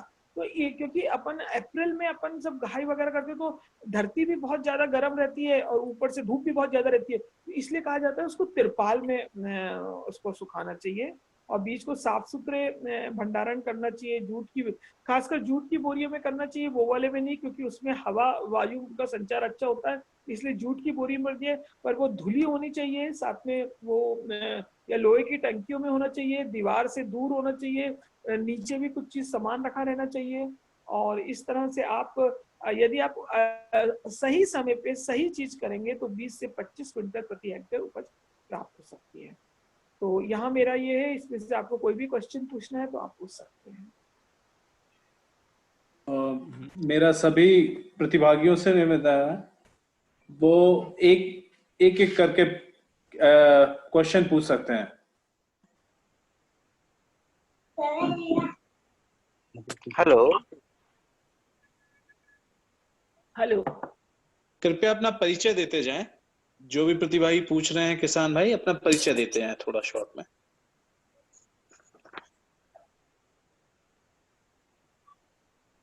सुशील पाटीदार जी मंदसौर से, आप पूछ सकते हैं मैम से सवाल। सुशील पाटीदार जी, सुशील भाई। जी नमस्ते मैम, नमस्कार। सुशील पाटीदार बोल रहा हूँ मंदसौर से। इस बार हमने कृषि विज्ञान केंद्र के मार्फत RVJ 202 चने का CFLD लिया है। जी।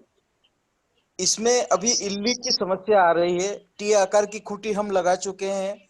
हेलिलियोर फोरमेन ट्रैप हमने लगा दिया है। यदि इसके अलावा भी कोई ऑर्गेनिक फंगिसाइड जो कीटों को नियंत्रण करता है उसके विषय में कुछ जानकारी दीजिए। देखिए, मैं आपको बता दूं कि मैं बहुत ज्यादा ऑर्गेनिक में नहीं हूँ। रिसर्च मेरा जो है वो ऑर्गेनिक में नहीं है ना, तो और मैं ना ही की जो है, तो जो हमने दवाइयाँ आपको बताई हैं अभी, है ना, तो आप उनको तो उनमें से एक दवाई आप डाल सकते हैं कोई भी, है ना, जो हमने अभी बताई है। पर आपने सोइंग कब करी जो आपका अभी इतनी जल्दी, मतलब आपने अक्टूबर प्रथम माह में ही कर ली है? नहीं, 15 अक्टूबर को हमारी सोएंगे। हमारा मंदसौर जिले में इस बार बारिश नहीं है मैडम। अच्छा अच्छा अच्छा। सारे अभी मार्च वाली स्थिति हो गई है, सारे खेत सूखे पड़े हैं। अरे, तो जो थोड़ा बहुत पानी था उससे पलेवा करके हमने लगाया है। अब कुछ मिनी स्प्रिंकलर के द्वारा हम इसको आगे बढ़ाएंगे। जी हाँ जी हाँ जी हाँ जी हाँ। तो इल्ली अभी से आने लग गई है? जी आने लगी है। तो आपने ये वर्ग मीटर में 3 इल्लियां आप दिखाई देने लगी है। आपको तो यही है, फिर मैं तो यही कर सकती हूँ कि आप जो ये मैंने दवाइयाँ जो बताई हैं आपको, क्लोरोपाइरीफाइस और ये जितनी सारी जो दवाई, उनमें से एक दवाइयों का एक बार छिड़काव करके तो देखिए, और करीब 10-10 दिन के अंतराल में जल्दी से करिए, तो देखिए हो सकता है कि वो होए।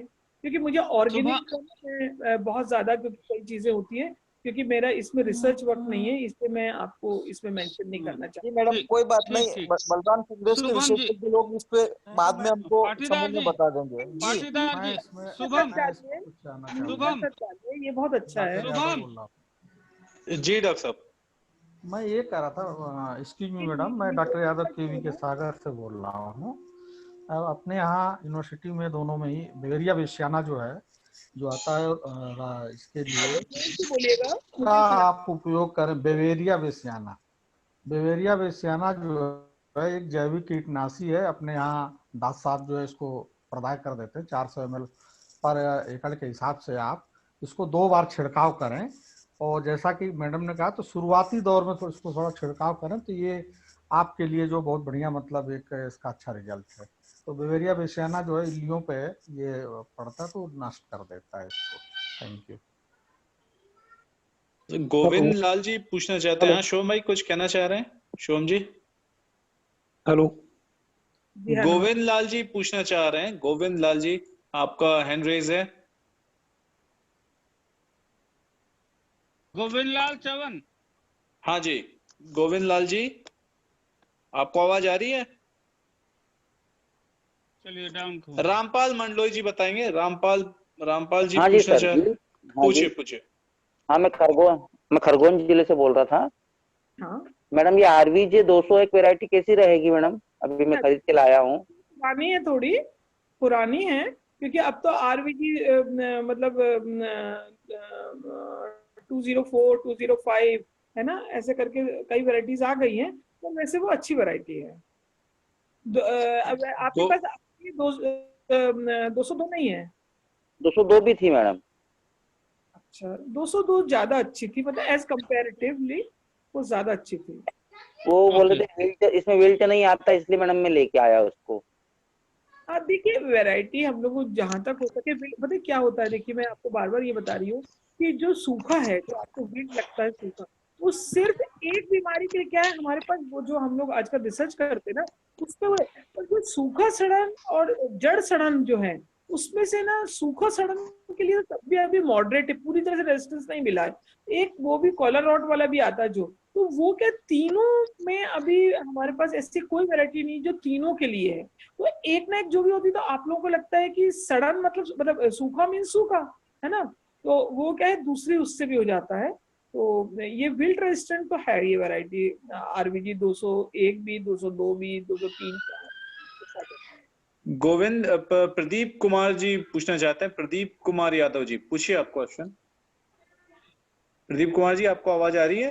प्रदीप कुमार यादव जी। प्रेम खोरे। हाँ प्रेम खोरे साहब, आप पूछना चाह रहे हैं मैम से कुछ? जी सर। जी पूछिए। जी पूछिए पूछिए। नमस्कार मैम, मैं प्रेम खोरे हरदा जिले से बोल रहा हूँ। और मेरा प्रश्न ये था कि चना बुआई की जो प्रचलित पद्धतियां हैं सामान्य खेती में, उसके अलावा ये जो नई पद्धतियां जैसे बेड का रेज्ड बेल्ट प्लांटर से या रो टू रो मेंटेनेंस करके 2 लाइनें पास में, फिर बीच में ज्यादा गैप बना के, फिर पास में फिर गैप बना के, तो इस प्रकार से इन नई पद्धतियों का कोई विशेष फायदा कृषक को मिलता है क्या? इनमें इन पद्धतियों से करना चाहिए? जी, इसका सबसे ज्यादा जो ये फायदा है कि जो किसान भाई जो होते हैं इतना महंगा बीज खरीद के, और आप लोग जो मीन्स बहुत घना बोते थे, मतलब बीज दर बहुत ज्यादा लगते हैं। मतलब हमारा ये कहना है कि जैसा कि मैंने आपको बताया कि जो बीज दर है वो बीज के आकार और भार के अनुसार होना चाहिए, है ना। तो यदि मान लीजिए छोटे दाने की है तो इतना ज्यादा सीड लगना ही नहीं है, मतलब 1 एकड़ में 25 से 30 भी बहुत अच्छा होता है। तो यदि प्लांटिंग सही करते हैं ना, जो प्लांटर जो होता है, प्लांटर से एकदम सही समय तो सही सही जगह, जैसे देखिए मैं एक सिंपल छोटा सा एक उदाहरण जैसे आप लोगों को बताती हूँ कि यदि एक क्लास में यदि 50 बच्चे बैठना हो और समझ लो 150 बच्चे बैठ गए, मतलब एक सीट पे जहाँ पे एक बच्चा बैठता था वहां पे 3 या 4 बच्चे बैठ रहे हैं, तो उनको सफोकेशन तो होगा ना, मतलब उनको सांस लेते नहीं बनेगी, पढ़ाई में मन नहीं लगेगा, ये नहीं होगा वो नहीं होगा। तो आप बताइए जहाँ पे एक पौधा गिरना चाहिए एक अच्छी तरीके से और उसको सूरज की रोशनी चारों तरफ से मिलनी चाहिए, साथ में जो अपने फर्टिलाइजर दिया हुआ है, जो खाद दी हुई है वो एक पौधे को मिलती चाहिए, यदि वो 4 पौधों में बढ़ गई तो वो इतना पौधा शेड्यूल कैसे होगा। तो इसलिए जो प्लांटर है हमारे एक नरसिंहपुर के किसान है, उन्होंने प्लांटर से बोया, मैं आपको बताती हूँ इतना कम बीज दर, और मतलब जो हम उनको 1 हेक्टेयर के लिए लेते थे वो 1.5 से 2.5 हेक्टेयर में लगाते थे, मतलब वो सीड, और क्या बम्पर आई। मतलब उन्होंने कहा कि मैडम मेरे को क्या है, उनकी क्या क्या आजकल लास्ट में पानी गिर जाता है तो उनकी फसल कम हो गई, तब भी उन्होंने 17 क्विंटल पर एकड़ निकाला। और वो कहते हैं कि मेरी लाइफ की इच्छा है कि मैं 19 क्विंटल पर एकड़ निकालूं, और वो प्लांटर्स उन्होंने अपने आप सब सेट किया है और बहुत ही अच्छी तरह से काम करते हैं। तो मतलब मेरा कहना है कि यदि एक किसान जो है वो 7 से 8 भी नहीं ले पाते हैं और एक किसान जो है वो 15 से 17 लेने की कोशिश करते हैं और कामयाब भी हो गए, तो ये सब प्लांटर से है। और दूसरी ये चीज, प्लांटर इसलिए बहुत अच्छा है कि वो एक समुचित मतलब संख्या रखता है, जिससे कि हर पौधे को एक मतलब कि हर पौधा एक VIP होना चाहिए, उसको आपको अच्छा ट्रीट कर।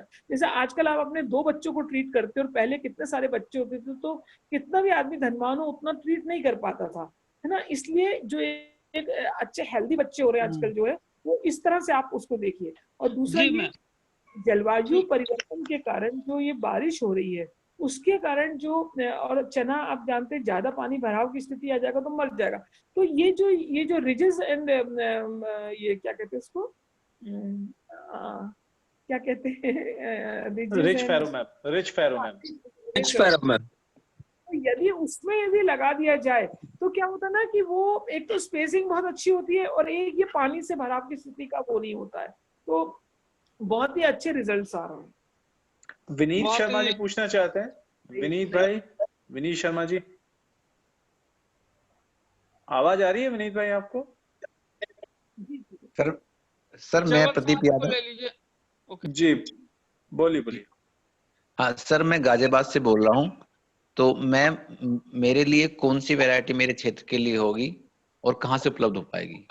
आप गाजियाबाद मतलब उत्तर प्रदेश और वहां से बोल रहे हैं आपने, ये BG 3062 है एंड पूसा वो है, ये सब जगह आप IRI से बात करिए। हेलो, गोविंद लाल चौहान जी हैं? चवन साहब, हाँ बोलिए चवन साहब, बोलिए। चवन साहब आवाज आ रही हो तो बोलिए। बात करिए IRI से, यदि होगा तो हम डॉक्टर भारद्वाज का, डॉक्टर प्यासी भी दे सकते हैं, है ना, वहां से हम आपको नंबर देते हैं तो वहां पे सीट उपलब्ध होगा, या तो वो मैम एनएससी से आप दिलवा दीजिए इनको, डॉक्टर बीपी जी सिंह जी है ना, उनसे ये यदि दिलवा दीजिए तो ये वहां पे सरदार मैम ये मेरठ में सरदार वल्लभ भाई पटेल यूनिवर्सिटी से मिल सकता है क्या? वहां से मिल जाएगा, पर सीट में एनएससी से दिल्ली से भी हो जाएगा, सरदार वल्लभ भाई से भी यदि सीट प्रोडक्शन वहां भी हो रहा होगा तो मिल जाएगा। पर आप थोड़ा लेट हो गए हैं क्योंकि क्या अब होता है ना, अभी आप किसान कह रहे थे भाइयों कि नवंबर तक कर सकते हैं मैम, आपने बोला था तो। ये बात मैंने कही, देखिए आप एक बात तो पकड़े कि नवंबर तक, पर आप ये बताइए कि जहाँ सीड बिकना है वो सोइंग से 1 महीने पहले आपको अलर्ट होना चाहिए। हमारे किसानों ने जो अलर्ट होते हैं वो 1 महीने पहले, मतलब वो सितंबर लास्ट और फर्स्ट वीक ऑफ अक्टूबर में सीड उठा के ले जाते हैं, क्योंकि यदि आप 1 महीने पहले से तैयारी नहीं करेंगे तो सब होता। प्रदीप भाई, अगले साल के लिए IARI से संपर्क कर लीजिए। मैम ने जो कुछ पते बताए हैं, और आप डॉक्टर देवेंद्र प्यासी साहब से भी संपर्क में रहिए।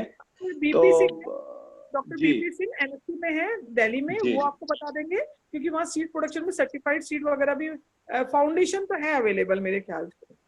मैम आज की वेबिनार से मेरा विचार बदल गया, चना ही लगाने का विचार बना है, अगर संभव हो सके तो बहुत कोशिश बहुत करें। बधाई, हम लोगों के लिए बड़ी सफलता है कि हम लोग जागरूक कर पाए, हम लोगों की बड़ी सफलता है। बहुत बहुत धन्यवाद। अगले वर्ष के लिए प्लान करिए आप, सितंबर एंड से ही। सर मैंने सितंबर से ऐसी ही बात करिए नहीं, हमारा जी FPO भी है, हम लोगों ने FPO बनाया हुआ है, और जी। कोरोना बहुत क्वालिटी बहुत की सरसों हमने पहले ही ले ली थी पूसा से, बहुत बहुत बधाई, लगाई बहुत हुई है बधाई। सर। मैं चलिए अन्य विनीत शर्मा गोविंद जी लाल कुछ चौहान पूछना। साहब,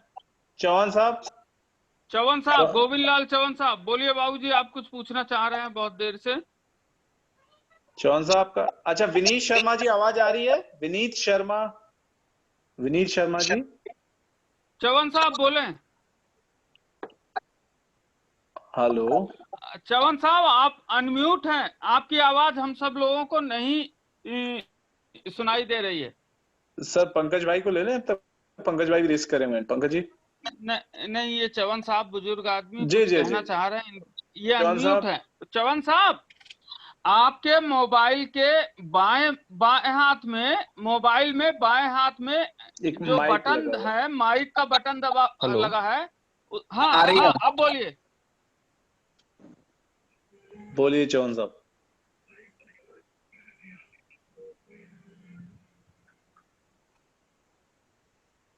फिर से हेलो सर, मैं विनय शर्मा बोल रहा हूँ। चौहान साहब आपकी आवाज नहीं सुन पा रहे हैं, आप अपना नंबर चैट बॉक्स में छोड़ दें, मैं आपको फोन करके आपकी समस्याओं का समाधान करूंगा। जी विनीत शर्मा जी, विनीत शर्मा जी पूछना चाहते हैं कुछ? विनीत शर्मा जी, विनीत भाई आवाज आ रही है आपको? पंकज जी आप पूछ लीजिए। मैम नमस्कार, पंकज पटेल बोल रहा हूँ, खंडवा मध्य प्रदेश से। नमस्ते नमस्ते। मैम एक मोलिब्डेनम क्लोराइड करके होता है, क्या इसका सीड ट्रीटमेंट करने से कोई इफेक्ट पड़ता है प्रोडक्शन पर? आपने क्या बोला? Molybdenum chloride? नहीं, अमोनियम मोलिब्डेनम, अमोनियम मोलिब्डेनम होता है जी। अमोनियम मोलिब्डेनम मैंने आपको बताया, वो 1 ग्राम दवा प्रति किलो सीड में। इससे क्या नोड्यूल होते हैं, जो ग्रंथि होती है वो ज्यादा मात्रा में इफेक्टिव क्या होती है, जैसे पिंक कलर की हो जाती है, वो गुलाबी कलर की, तो जो गुलाबी कलर की होती है वो इफेक्टिव होती है। जितनी ज्यादा इफेक्टिव होंगी वो वायुमंडल के नत्रजन को भूमि में वो स्टोर करेंगी, तो जिससे कि आपके चने को भी लाभ होगा, साथ में आने वाली क्रॉप में भी वो संरक्षित रहेंगी। तो इसलिए अमोनियम मोलिब्डेनम बहुत ज्यादा अच्छा है और इसको सीड ट्रीटमेंट करना चाहिए। इसमें अभी डॉक्टर गुप्ता है, SC गुप्ता, जो कि यूनिवर्सिटी के हैं, उनको कई बार अवार्ड भी मिल चुका है हमारे नेशनल उसमें, और रियली ये बहुत ही इफेक्टिव चीज है, पर थोड़ी महंगी आती है, पर उसको आप उपयोग करिए यदि आप कर सकते हैं। मार्केट में इजीली अवेलेबल है क्या ये? हाँ, मार्केट में इजीली अवेलेबल है, पर प्लीज आप लोग बिल्कुल मतलब है अवेलेबल। और बाय द वे यदि आपको नहीं मिलती तो डॉक्टर गुप्ता ने मुझे कहा था यदि किसी को नहीं तो वो आप मुझसे बात, मैं आपको उनका फोन नंबर वो कर दूंगी, क्या कहते हैं, भेज दूंगी, आप उनसे बात करके वो आपको दिलवा देंगे, और really this is very effective. उनको अभी 2-4 काबुली पंकज अमोनियम मॉलिब्डेट आसानी से बाजार में उपलब्ध हो जाता है। मैं उम्मीद करता हूं कि खंडवा में भी उपलब्ध हो, नहीं तो आप इंदौर में किसी से भी जो है ले सकते हैं। सीड ट्रीटमेंट में ये बहुत उपयोगी है। 1 ग्राम प्रति किलो बीज के हिसाब से आप सीड ट्रीटमेंट में इसको उपयोग करिए, ammonium molybdate. Yes sir, yes sir, thank you sir, thank you ma'am, thank you so much. Doctor K S. Yadav ji, doctor K S. Yadav ji, आप अपना माइक अनम्यूट करें। Doctor K S. यादव जी, आवाज आ रही है आपको? Yadav sir, Yadav sir, doctor K S. Yadav साहब। हाँ सर, बोल रहा हूँ मैडम, नमस्ते। हाँ, पूछिए। मैं सागर से बोल रहा हूँ, केवीके से। ये पूछना चाह रहा था मैडम कि ज्यादातर जो है होशंगाबाद क्षेत्र और अपने यहाँ बुंदेलखंड रीजन में भी जितने भी ट्रीटमेंट है करने के बाद भी आवाज स्लो आ रही है। अच्छा, एक्चुअल ये कहना चाह रहा था मैडम कि जो होशंगाबाद और खासकर सागर रीजन में भी ड्राई रूट राट की जो प्रॉब्लम है चने में, ये सब कुछ करने के बाद भी वो अक्सर आ जाती है और उससे बहुत लॉस होता है जब वो। तो ये क्या कोई ऐसी रेजिस्टेंट वैरायटी या कोई ऐसा पैकेज या स्पेशल कुछ अभी रिसर्च में चल रहा है कि इसका उपाय कुछ मिले? नहीं, इसका अनुसंधान तो बहुत चल रहा है, पर मैंने जैसे कि आपको बताया कि जैसे फ्यूजेरियम विल्ट में तो हमको रेजिस्टेंस मिल गया है, JG12 रेजिस्टेंस है, RVG है, ये JG36 है। जो आने वाली सारी वैरायटीज जो हैं वो विल्ट के लिए तो बिल्कुल, जैसे आपने JG मतलब 12 तो एकदम से बहुत ही ज्यादा, 36 भी है, 24 भी है, और आपने JG16 भी पहले दे। पर क्या होता है ना, जो आपको सूखा दिख रहा है, आप सोचते होंगे कि हम लोग गलत बोलते हैं, वो ड्राई रॉट के कारण ही दिख रहा है। पर ड्राई रॉट की जीन्स ना कॉम्बिनेशन में मिलना, मतलब कि ड्राई रॉट के लिए भी और फुजेरियम के लिए बड़ा मुश्किल हो रहा है। पर JG24 अभी आने वाली और इवन JG36 भी, इसमें ये मॉडरेटली रेजिस्टेंट है दोनों के लिए, ड्राई रॉट के लिए।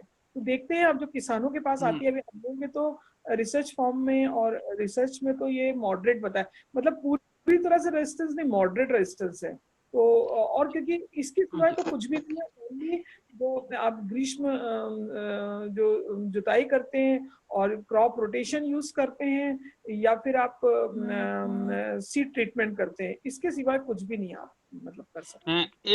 एक छोटा सा सबमिशन था, एक ऑब्जर्वेशन था कि 20 से 25 दिन की फसल पे नमी की उपस्थिति में यदि ट्राइकोडर्मा 750 ml और सीडोमोनास विश्वविद्यालय से जो हमारे बायो फर्टिलाइजर यूनिट है उसका उससे प्राप्त किए हुए जो बायो फर्टिलाइजर्स हैं जो हमारे केवीके में उपलब्ध हैं, उनका ऑब्जर्वेशन मेरे पास था कि ड्राई रूट में राट पे भी और कॉलर राट पे भी, मसूर और चने दोनों में ये बहुत ही अच्छा देखा गया है इसका परिणाम।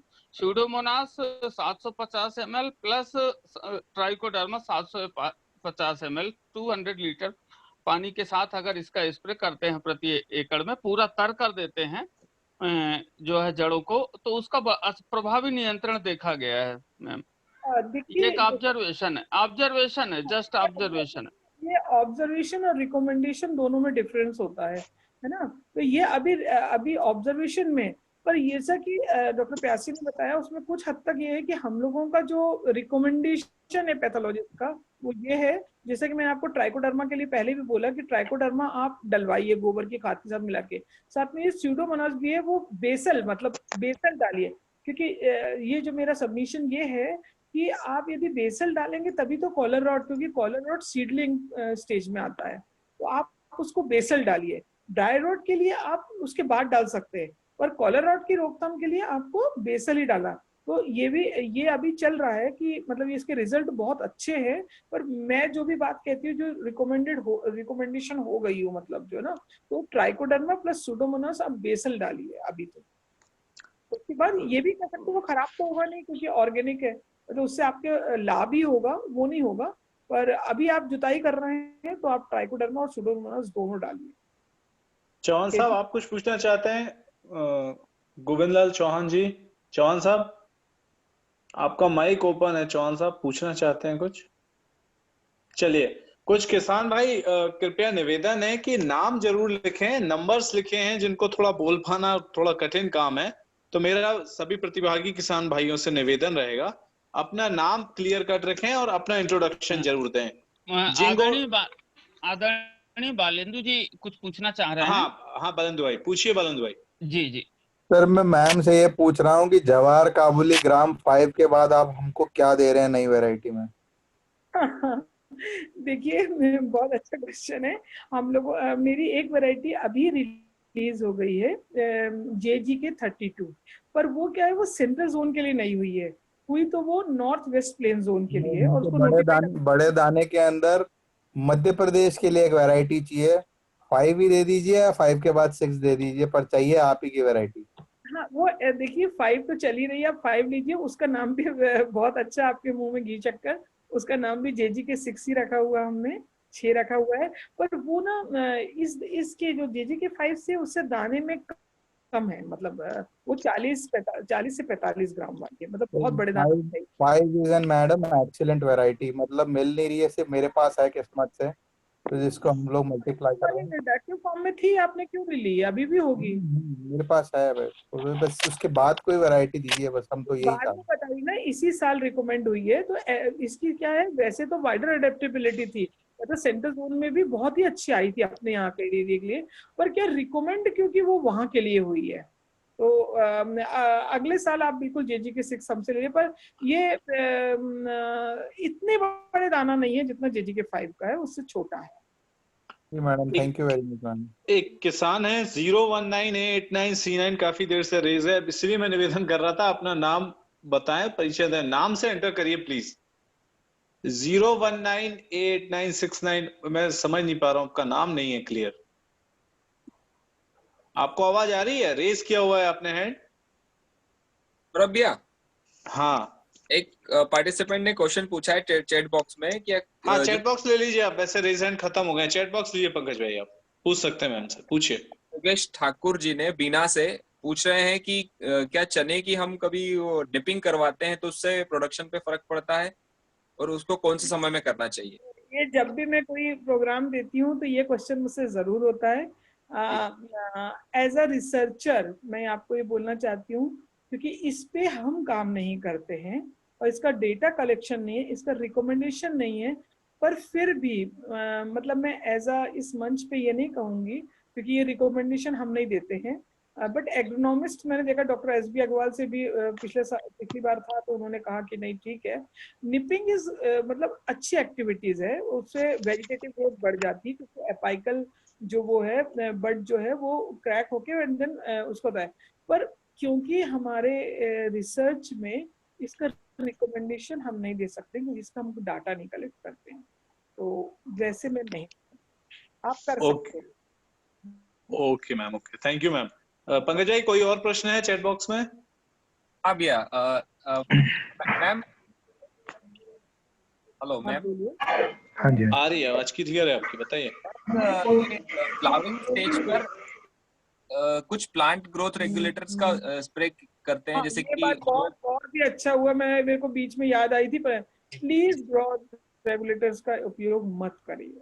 आपको दुकानदार बुद्धू बनाते हैं। ऐसा कुछ असिंचित जगह में ये जरूर होता है कभी कभी कि एकदम ग्रोथ नहीं ले पाती, पर मैं ये बता रही हूँ कि अपने एरिया में, चाहे मालवा हो चाहे यहाँ हो, आजकल बीच में बारिश, जलवायु परिवर्तन के कारण बारिश होने लगी है। और एक चीज और मैं किसान भाइयों को बताऊंगी कि जैसे एक थोड़ा सा टाइम लूंगी कि आप ये देखिए कि वेजिटेटिव ग्रोथ मतलब वानस्पतिक वृद्धि और ये वाली क्या कहते हैं रिप्रोडक्टिव फेज दोनों साथ चलती है। हमें इतनी वानस्पतिक वृद्धि करनी नहीं है कि आपका सारा जो सोर्स एंड सिक रिलेशनशिप है, इसको मैं हिंदी में अच्छे से समझा नहीं पा रही, कि मतलब सारा जो न्यूट्रिएंट है वो वेजिटेटिव मतलब वानस्पतिक वृद्धि के लिए क्यों हम कर दें अपना वेस्ट, उससे तो ग्रोथ रेगुलेटर से तो वही ज्यादा होगी ना, और घेटियां कम बने। होता क्या है किसान भाई को आप लोग अच्छे से समझिए कि जब अपन कहते हैं ना सीड रेट ज्यादा रखिए और ये करिए और वो करिए, घना बोइए, उससे क्या है जो बुजुर्ग लोग हैं हमारे बहुत ही अच्छे हैं, बहुत ही एक्सपीरियंस्ड है, पर वो लोग कहते हैं वाह कितनी अच्छी क्रॉप हुई, और बाद में घेटी लगती नहीं है। भाई आप ये बताइए, आपको प्राइमरी मतलब प्रथम ब्रांच चाहिए, उसके बाद सेकेंडरी ब्रांच चाहिए, टर्शरी थोड़ी चाहिए, इतनी ज्यादा ब्रांच करके करोगे क्या? उसमें घेटी तो लगनी नहीं है, और घेटी लगेगी तो इतने छुट्टे छुट्टे से वो आएंगे आपके क्या कहते हैं बीज आएंगे जो कि आपकी फसल को ही खराब करेंगे, ग्रेडिंग में निकल जाएंगे, अनग्रेडेड, अंडर साइज में यदि सीड लेते हैं तो आपको इतनी ग्रोथ चाहिए ही नहीं है। आप प्लीज प्लीज अभी अब मैं आपको एक एग्जांपल बताती हूँ। अभी हमने राजेश्वरी वैरायटी दी थी सीड अप प्रोग्राम में, तो उसमें अभी हमारे किसान भाई का भी फोन आया, तो मैंने कभी रिकमेंड नहीं किया ग्रोथ अविरल। वो नया नया लड़का था, तो और वो वाला था, मतलब शहरी लड़का था, उसने अभी खेती करा है। कहता मैडम मेरे को सबने कहा तो मैंने ना ग्रोथ डाल दिया। मैंने कहा तुमने क्यों डाला? तो मैंने कहा अब क्या प्रॉब्लम आ गई? कहता फूल ही आने बंद हो गए, अब वो फिर से बढ़ने लग गया। अब आप बताइए, फूल आने बंद हो गए और वो बढ़ने लग गए, उस बढ़ने से क्या मतलब है? अरहर का पौधा बढ़ जाएगा। तो प्लीज आप लोग नहीं करिए। वो किसान, वो दुकानदार कितना भी अपना माल बेचने के लिए वो सीड कंपनी, वो इंसेक्टिसाइड और ग्रोथ कंपनी, रासायनिक कंपनी कितना भी आपको वो करे, आप प्लीज मत दीजिए।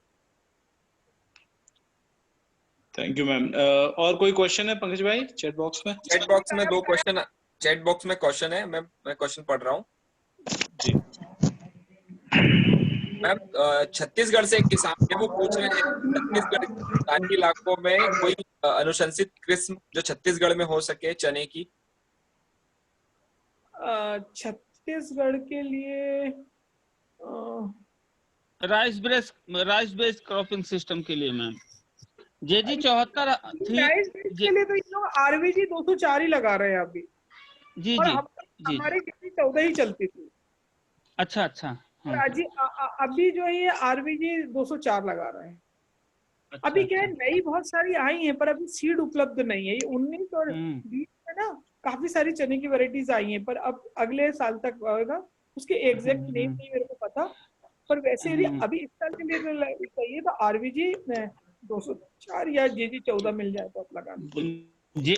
मैम वहां से किसानों की बहुत ज्यादा मांग आती है जेजी 74 की, और राइस बेस्ड क्रॉपिंग सिस्टम में छत्तीसगढ़ के लिए बहुत ही सफल प्रजाति रही है ये हमारे विश्वविद्यालय की, क्योंकि पुरानी प्रजाति हो गई, आज बीज की उपलब्धता नहीं है। एक प्रश्न है नवदीप जी का। नवदीप जी, हाँ नवदीप जी पूछ सकते हैं। नमस्कार मैम, आवाज आ रही है? हाँ आवाज आ रही है, पूछिए। मैम मेरा बीजोपचार पे सवाल है। जैसे आपने बताया कि फंगिसाइड, इंसेक्टिसाइड वगैरह, राइजोबियम सभी को जैसे एक ही घोल में बना के फिर बीज पे डालना है या अलग अलग डालना है बीज पे? नहीं देखिए ऐसा करना है कि पहले इस तरह से करना, अच्छा क्वेश्चन है, कि पहले आप क्या करिए, जैसे आपने किसी तसले में या फिर किसी तिरपाल में किया तो पहले फंजीसाइड डाल दो, है ना। पहले पानी का छिट्टा डालिए और उसमें पहले आप ये डाल दीजिए ट्राइकोडर्मा या वीटोवेक्स पावर या कार्बोक्सिन, ये डाल दीजिए जो मात्रा मैंने बताई उतनी मात्रा डाल के, और खूब अच्छी तरह से लेप करके जिससे एक एक बीज में वो मिल जाए। देन उसके बाद राइजोबियम में क्या होता है, इफेक्टिवनेस में वो पहले ज्यादा वो पेनिट्रेट हो जाता है। देन उसके बाद राइजोबियम मिलाइए वहीं उसी टाइम में, एंड देन पीएसबी मिलाइए और फिर अमोनियम मॉलिब्डेनम मिलाइए।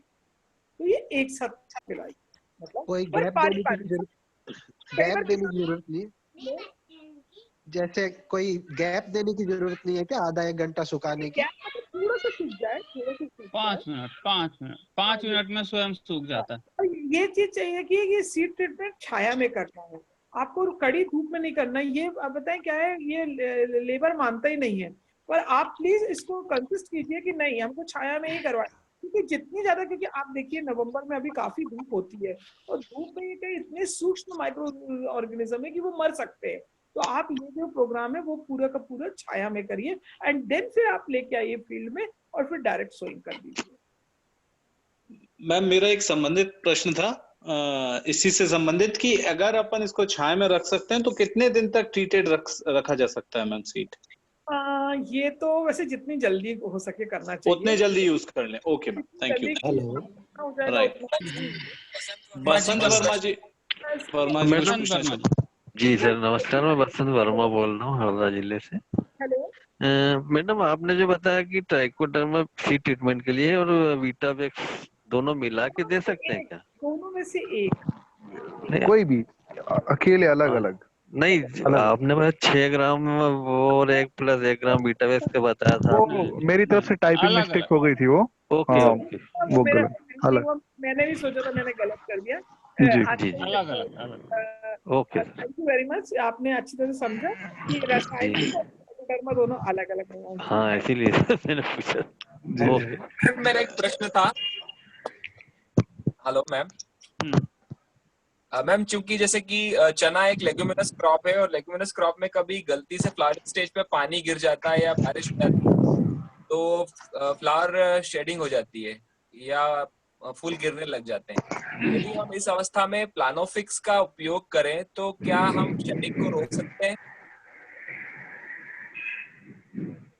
देखिए वैसे तो फ्लावर ड्रॉप बहुत बड़ी प्रॉब्लम है ना, यदि ये हो जाए तो मैं सच बताऊं तो मैंने ना इसका प्रयोग नहीं किया है, तो मैं नहीं करती हूँ, मतलब मुझे पता नहीं है कि इसका प्रयोग करना चाहिए क्योंकि ये हमारे फिजियोलॉजी ये शायद अंडर ऑब्जर्वेशन में है कि आप ये और हम अपने प्रोडक्शन में अभी तो नहीं करते। हमारे बीच में दशरथ पांडे सर है, मैं उनको अनुरोध करना चाहूंगा कि सर कुछ और आपके जो प्रायोगिक अनुभव रहे हैं किसानों के साथ, आपका बहुत लंबा अनुभव रहा है और कुछ और भी नए जो रिकमेंडेशन से भी बाहर जाके बहुत अच्छे रिजल्ट आपने लिए हैं, तो उसको कुछ शेयर कर सके सर चने की खेती के बारे में। दशरथ पांडे सर। जी नमस्कार सभी को। नमस्कार सर। नमस्कार। ये जब निपिंग की बात हुई थी, पिचिंग के जो बेहतर परिणाम मिले हैं इसमें, गत वर्ष हमने देवेंद्र सिंह करके किसान ने बकरी चराई थी अपने खेत में, तो उसको फुटाव काफी अच्छा मिला और रिजल्ट भी बेहतर मिला है, उत्पादन बढ़ा उसका। वो काफी उत्साहित रहा, उसने वो अपना वीडियो भी शेयर किया था उस संबंध में, तो ये भी किया जा सकता है। सर हेलो सर, तो साइंटिफिक बैकग्राउंड में हम रिकमेंडेशन नहीं कर सकते। जी आपको कहना सही है मैडम, पर चूंकि ऊपर से चुटाई हो जाती है तो ब्रांचिंग ज्यादा होती है, ब्रांचिंग ज्यादा होने से प्लांट संख्या बढ़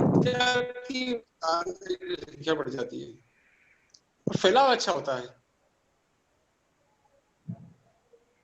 पौधे का फैलाव होता है। मतलब जो पौधे उखाड़ते हैं ना तो काफी बड़ा पौधा निकलता है, सीधी बढ़वार नहीं होकर के ब्रांच। जी ये देखा गया, किसानों ने प्रत्यक्ष देखा है इसमें। मेरे ख्याल से प्रश्नोत्तर में अब सभी का हो चुका है। सर कोई और है क्या? बलराम सर। हाँ जी हाँ बोलिए। मेरा एक मैडम से क्वेश्चन था। आपका परिचय, आप गोविंद जी आपका परिचय दे दीजिए, आप कहाँ से हैं और क्या करते हैं? गोविंद बोलिया सर, सरप्रवास कन्नौज से बोल रहा था, एमपी से ही। जी मैडम से ये जानना चाहता था, मतलब जैसे चने का जब अपन पहला पानी लगाते हैं, मतलब 30-33 दिन के आसपास, तब चने में उमाला या उगता रोग ज्यादा पनपता है, ऐसा क्यों होता है?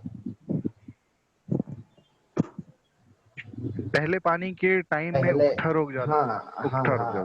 हाँ, मतलब जैसे अपन 30-35 दिन पे पहला पहला पानी जो अपने लगाया है चने में,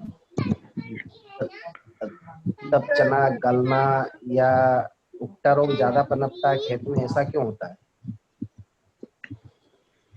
ये देखिए, हेलो, ये जो आप बात कर रहे हैं वो कॉलर रॉट है ना, ये जड़ सड़न रोग है जो कि शुरू में आता है।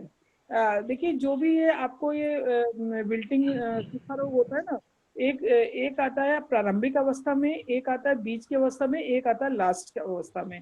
तो ये जो कॉलर रॉट है वो है, आपने देखा होगा कि जो लोग बहुत जल्दी बुआई करते हैं, जैसे अक्टूबर में जो कर दी, उनको ये अधिक तापमान और नमी, मतलब बारिश रुकी तो थोड़ी सी नमी जमीन के अंदर तो है ही और साथ में धूप भी बहुत है, तो ये कॉलर रॉट इस अवस्था में ज्यादा होता है। इसलिए अब जो है, क्योंकि आप लोगों का नहीं करना है, पर इस अवस्था में इसका कोई रोकथाम नहीं कर सकते। इसको यार ज्यादा से ज्यादा ऐसा करते हैं कि या तो ज्यादा आप यदि आप पानी दे देते हैं, यदि ज्यादा थोड़ा सा इसका टेम्परेचर, सॉइल का तापमान जरा कम हो जाता है, और वैसे इसको रोका नहीं जा सकता। और ये अर्ली सोइंग में अक्सर कॉलर रॉट ज्यादा आता है। Thank you ma'am, thank you very much. मुझे लगता है सर सभी कौन बोल रहे हैं? मेरा ब्रजेश शर्मा बोल रहा हूँ बीना से। हाँ जी, पूछिए पूछिए ब्रजेश जी। सभी को नमस्कार। मैं हमारा एक फार्मर प्रोड्यूसर ऑर्गेनाइजेशन है, उसमें हम सीड प्रोग्राम लेते हैं। तो हमने कई किसानों को एक बार जॉकी 9218 चना लगवाया था।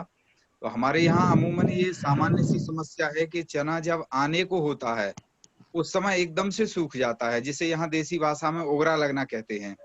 तो उसके लिए हमने बात की थी इफ्को के कुछ वैज्ञानिकों से, तो उन्होंने बताया कि ये ओगरा नहीं है, ये ड्राई रूट रॉट की प्रॉब्लम है। तो इसका समाधान हम कैसे करवाएं अपने किसानों से? देखिए, इसका समाधान वैसे तो सच बताऊं तो नहीं हो सकता है, क्योंकि यदि ये रेजिस्टेंस है और ये जो भी अपन ने सॉइल में जो कर लिया वो हो सकता है। देखिए, आपको मतलब साइंटिफिक वे में कि शुरू में जो होता है, जब सीडलिंग स्टेज होती है तब कॉलर रॉट होता है। विल्ट इसके बाद जो अवस्था होती है शाखाओं वाली, तब यदि कुछ आ जाए तब भी अर्ली विल्ट, थोड़ा बहुत लेट, और जब वो आपने जैसा अभी बताया वो ड्राई रोट होता है, शुष्क होता है। तो इसमें आप वैसे तो कुछ भी नहीं कर सकते हैं। जो आपने सीड ट्रीटमेंट किया है उससे हो जाए, और नहीं तो जो सॉइल में जो अपन कहते हैं कि गहरी जुताई करो और क्रॉप रोटेशन अपनाओ, उसी से कम किया जा सकता है। वैसे अभी तक तो रिकमेंडेशन में रिसर्च सब चल रहा है, रिकमेंडेशन, और हम लोग अब ऐसी ही वैरायटी कर रहे हैं। JG 24 आपको मिलेगी जिसमें कि ये रोग बहुत कम लगता है। और 36 में भी, अब 36 जब आप लेंगे तब भी आप देखेंगे कि जो हम लोग का साइंटिफिक वो हुआ है, जो सब पूरी लोकेशन पे हुआ है उसमें, पर ये पूरी तरह से आप कहें रेजिस्टेंस है तो नहीं। अच्छा, 36 की 40 किलो हमको अभी मिल गई है सागर रिसर्च सेंटर से। तो हम क्या क्या सावधानियां बरतें कि उसमें ये समस्या ना आ पाए? देखिए, वो तो ये है कि आप कौन सा खेत यूज कर रहे हैं। जब आपको बताया कि वो चीज है, ट्राइकोडर्मा और सुडोमोनास डालिए, बीज उपचार करिए और खरपतवार निकालिए, और यही सब है। और आप 36 को आप देखिएगा कि ये यदि काफी अच्छी रही, मतलब ये वाइडर एडेप्टेबिलिटी भी बहुत ज्यादा इसकी थी, मतलब ना ये सेंट्रल जोन से निकलने वाली थी पर निकली MP से ही।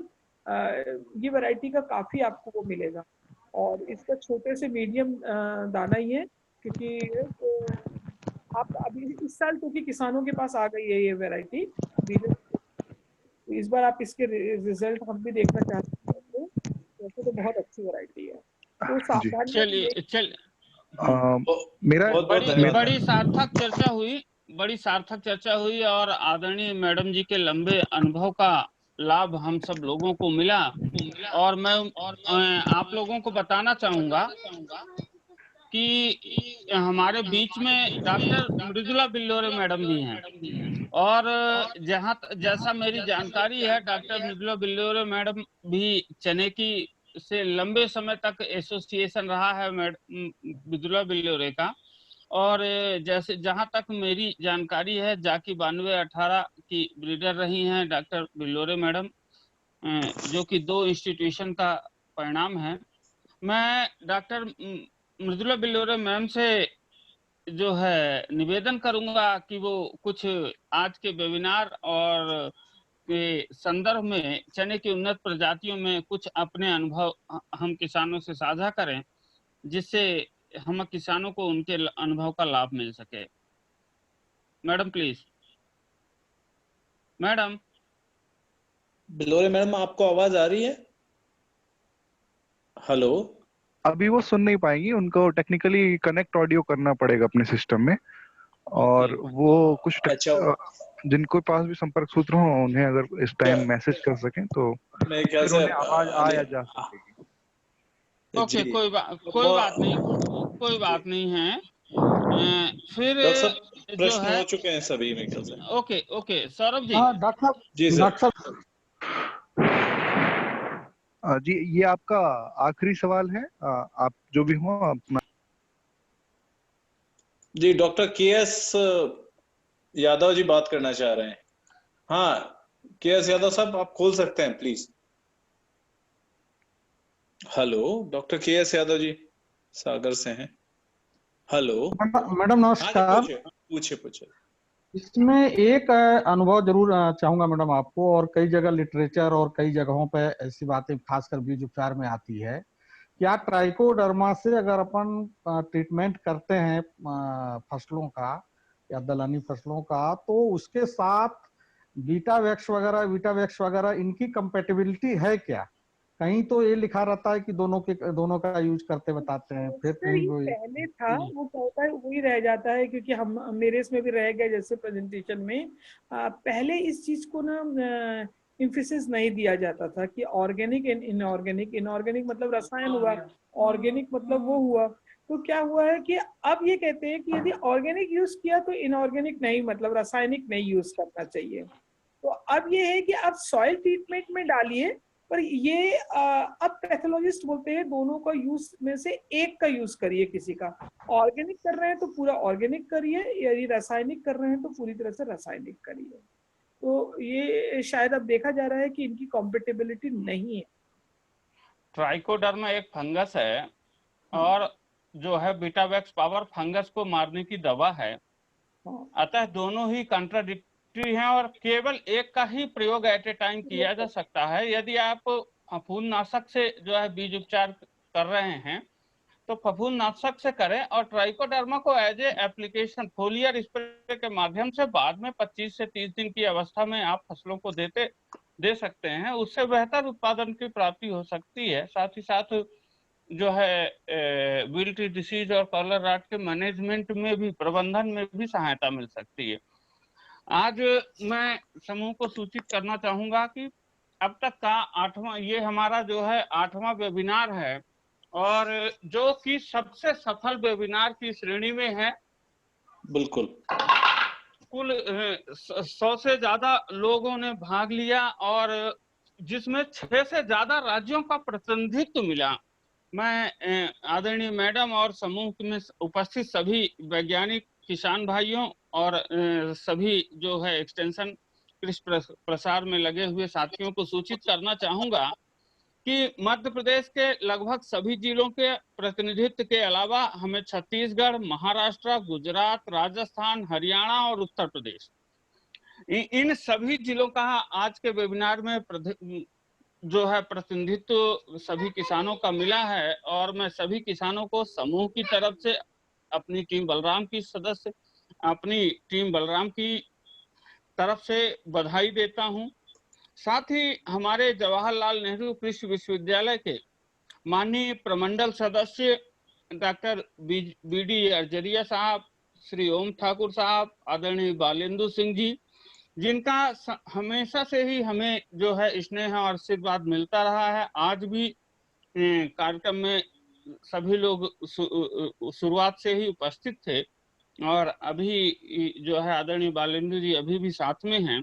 साथ ही विश्वविद्यालय के वरिष्ठ वैज्ञानिकों डॉक्टर यादव साहब के अलावा भी अन्य वैज्ञानिक साथी भी, डॉक्टर सुनीता पांडे और अन्य वैज्ञानिक साथी भी ने साथ दिया। अन्य राज्यों के भी जो है चने के जो वैज्ञानिक हैं, जो चने के अपने अपने क्षेत्रों में काम करते हैं, अपने अपने राज्यों में, उन सभी लोगों का भी प्रतिनिधित्व देखने को मिला है।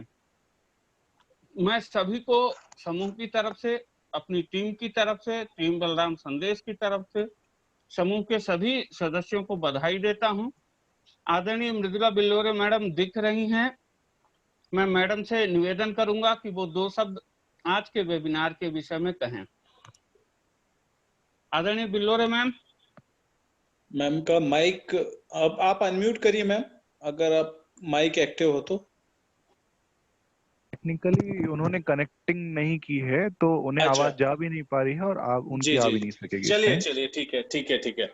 मैं निवेदन करूंगा बलराम संदेश की तरफ से डॉक्टर शुभम कुलश्रेष्ठ जी का कि वो धन्यवाद ज्ञापित करें मैम के लिए, हम सभी किसानों की तरफ से और बलराम संदेश की तरफ से।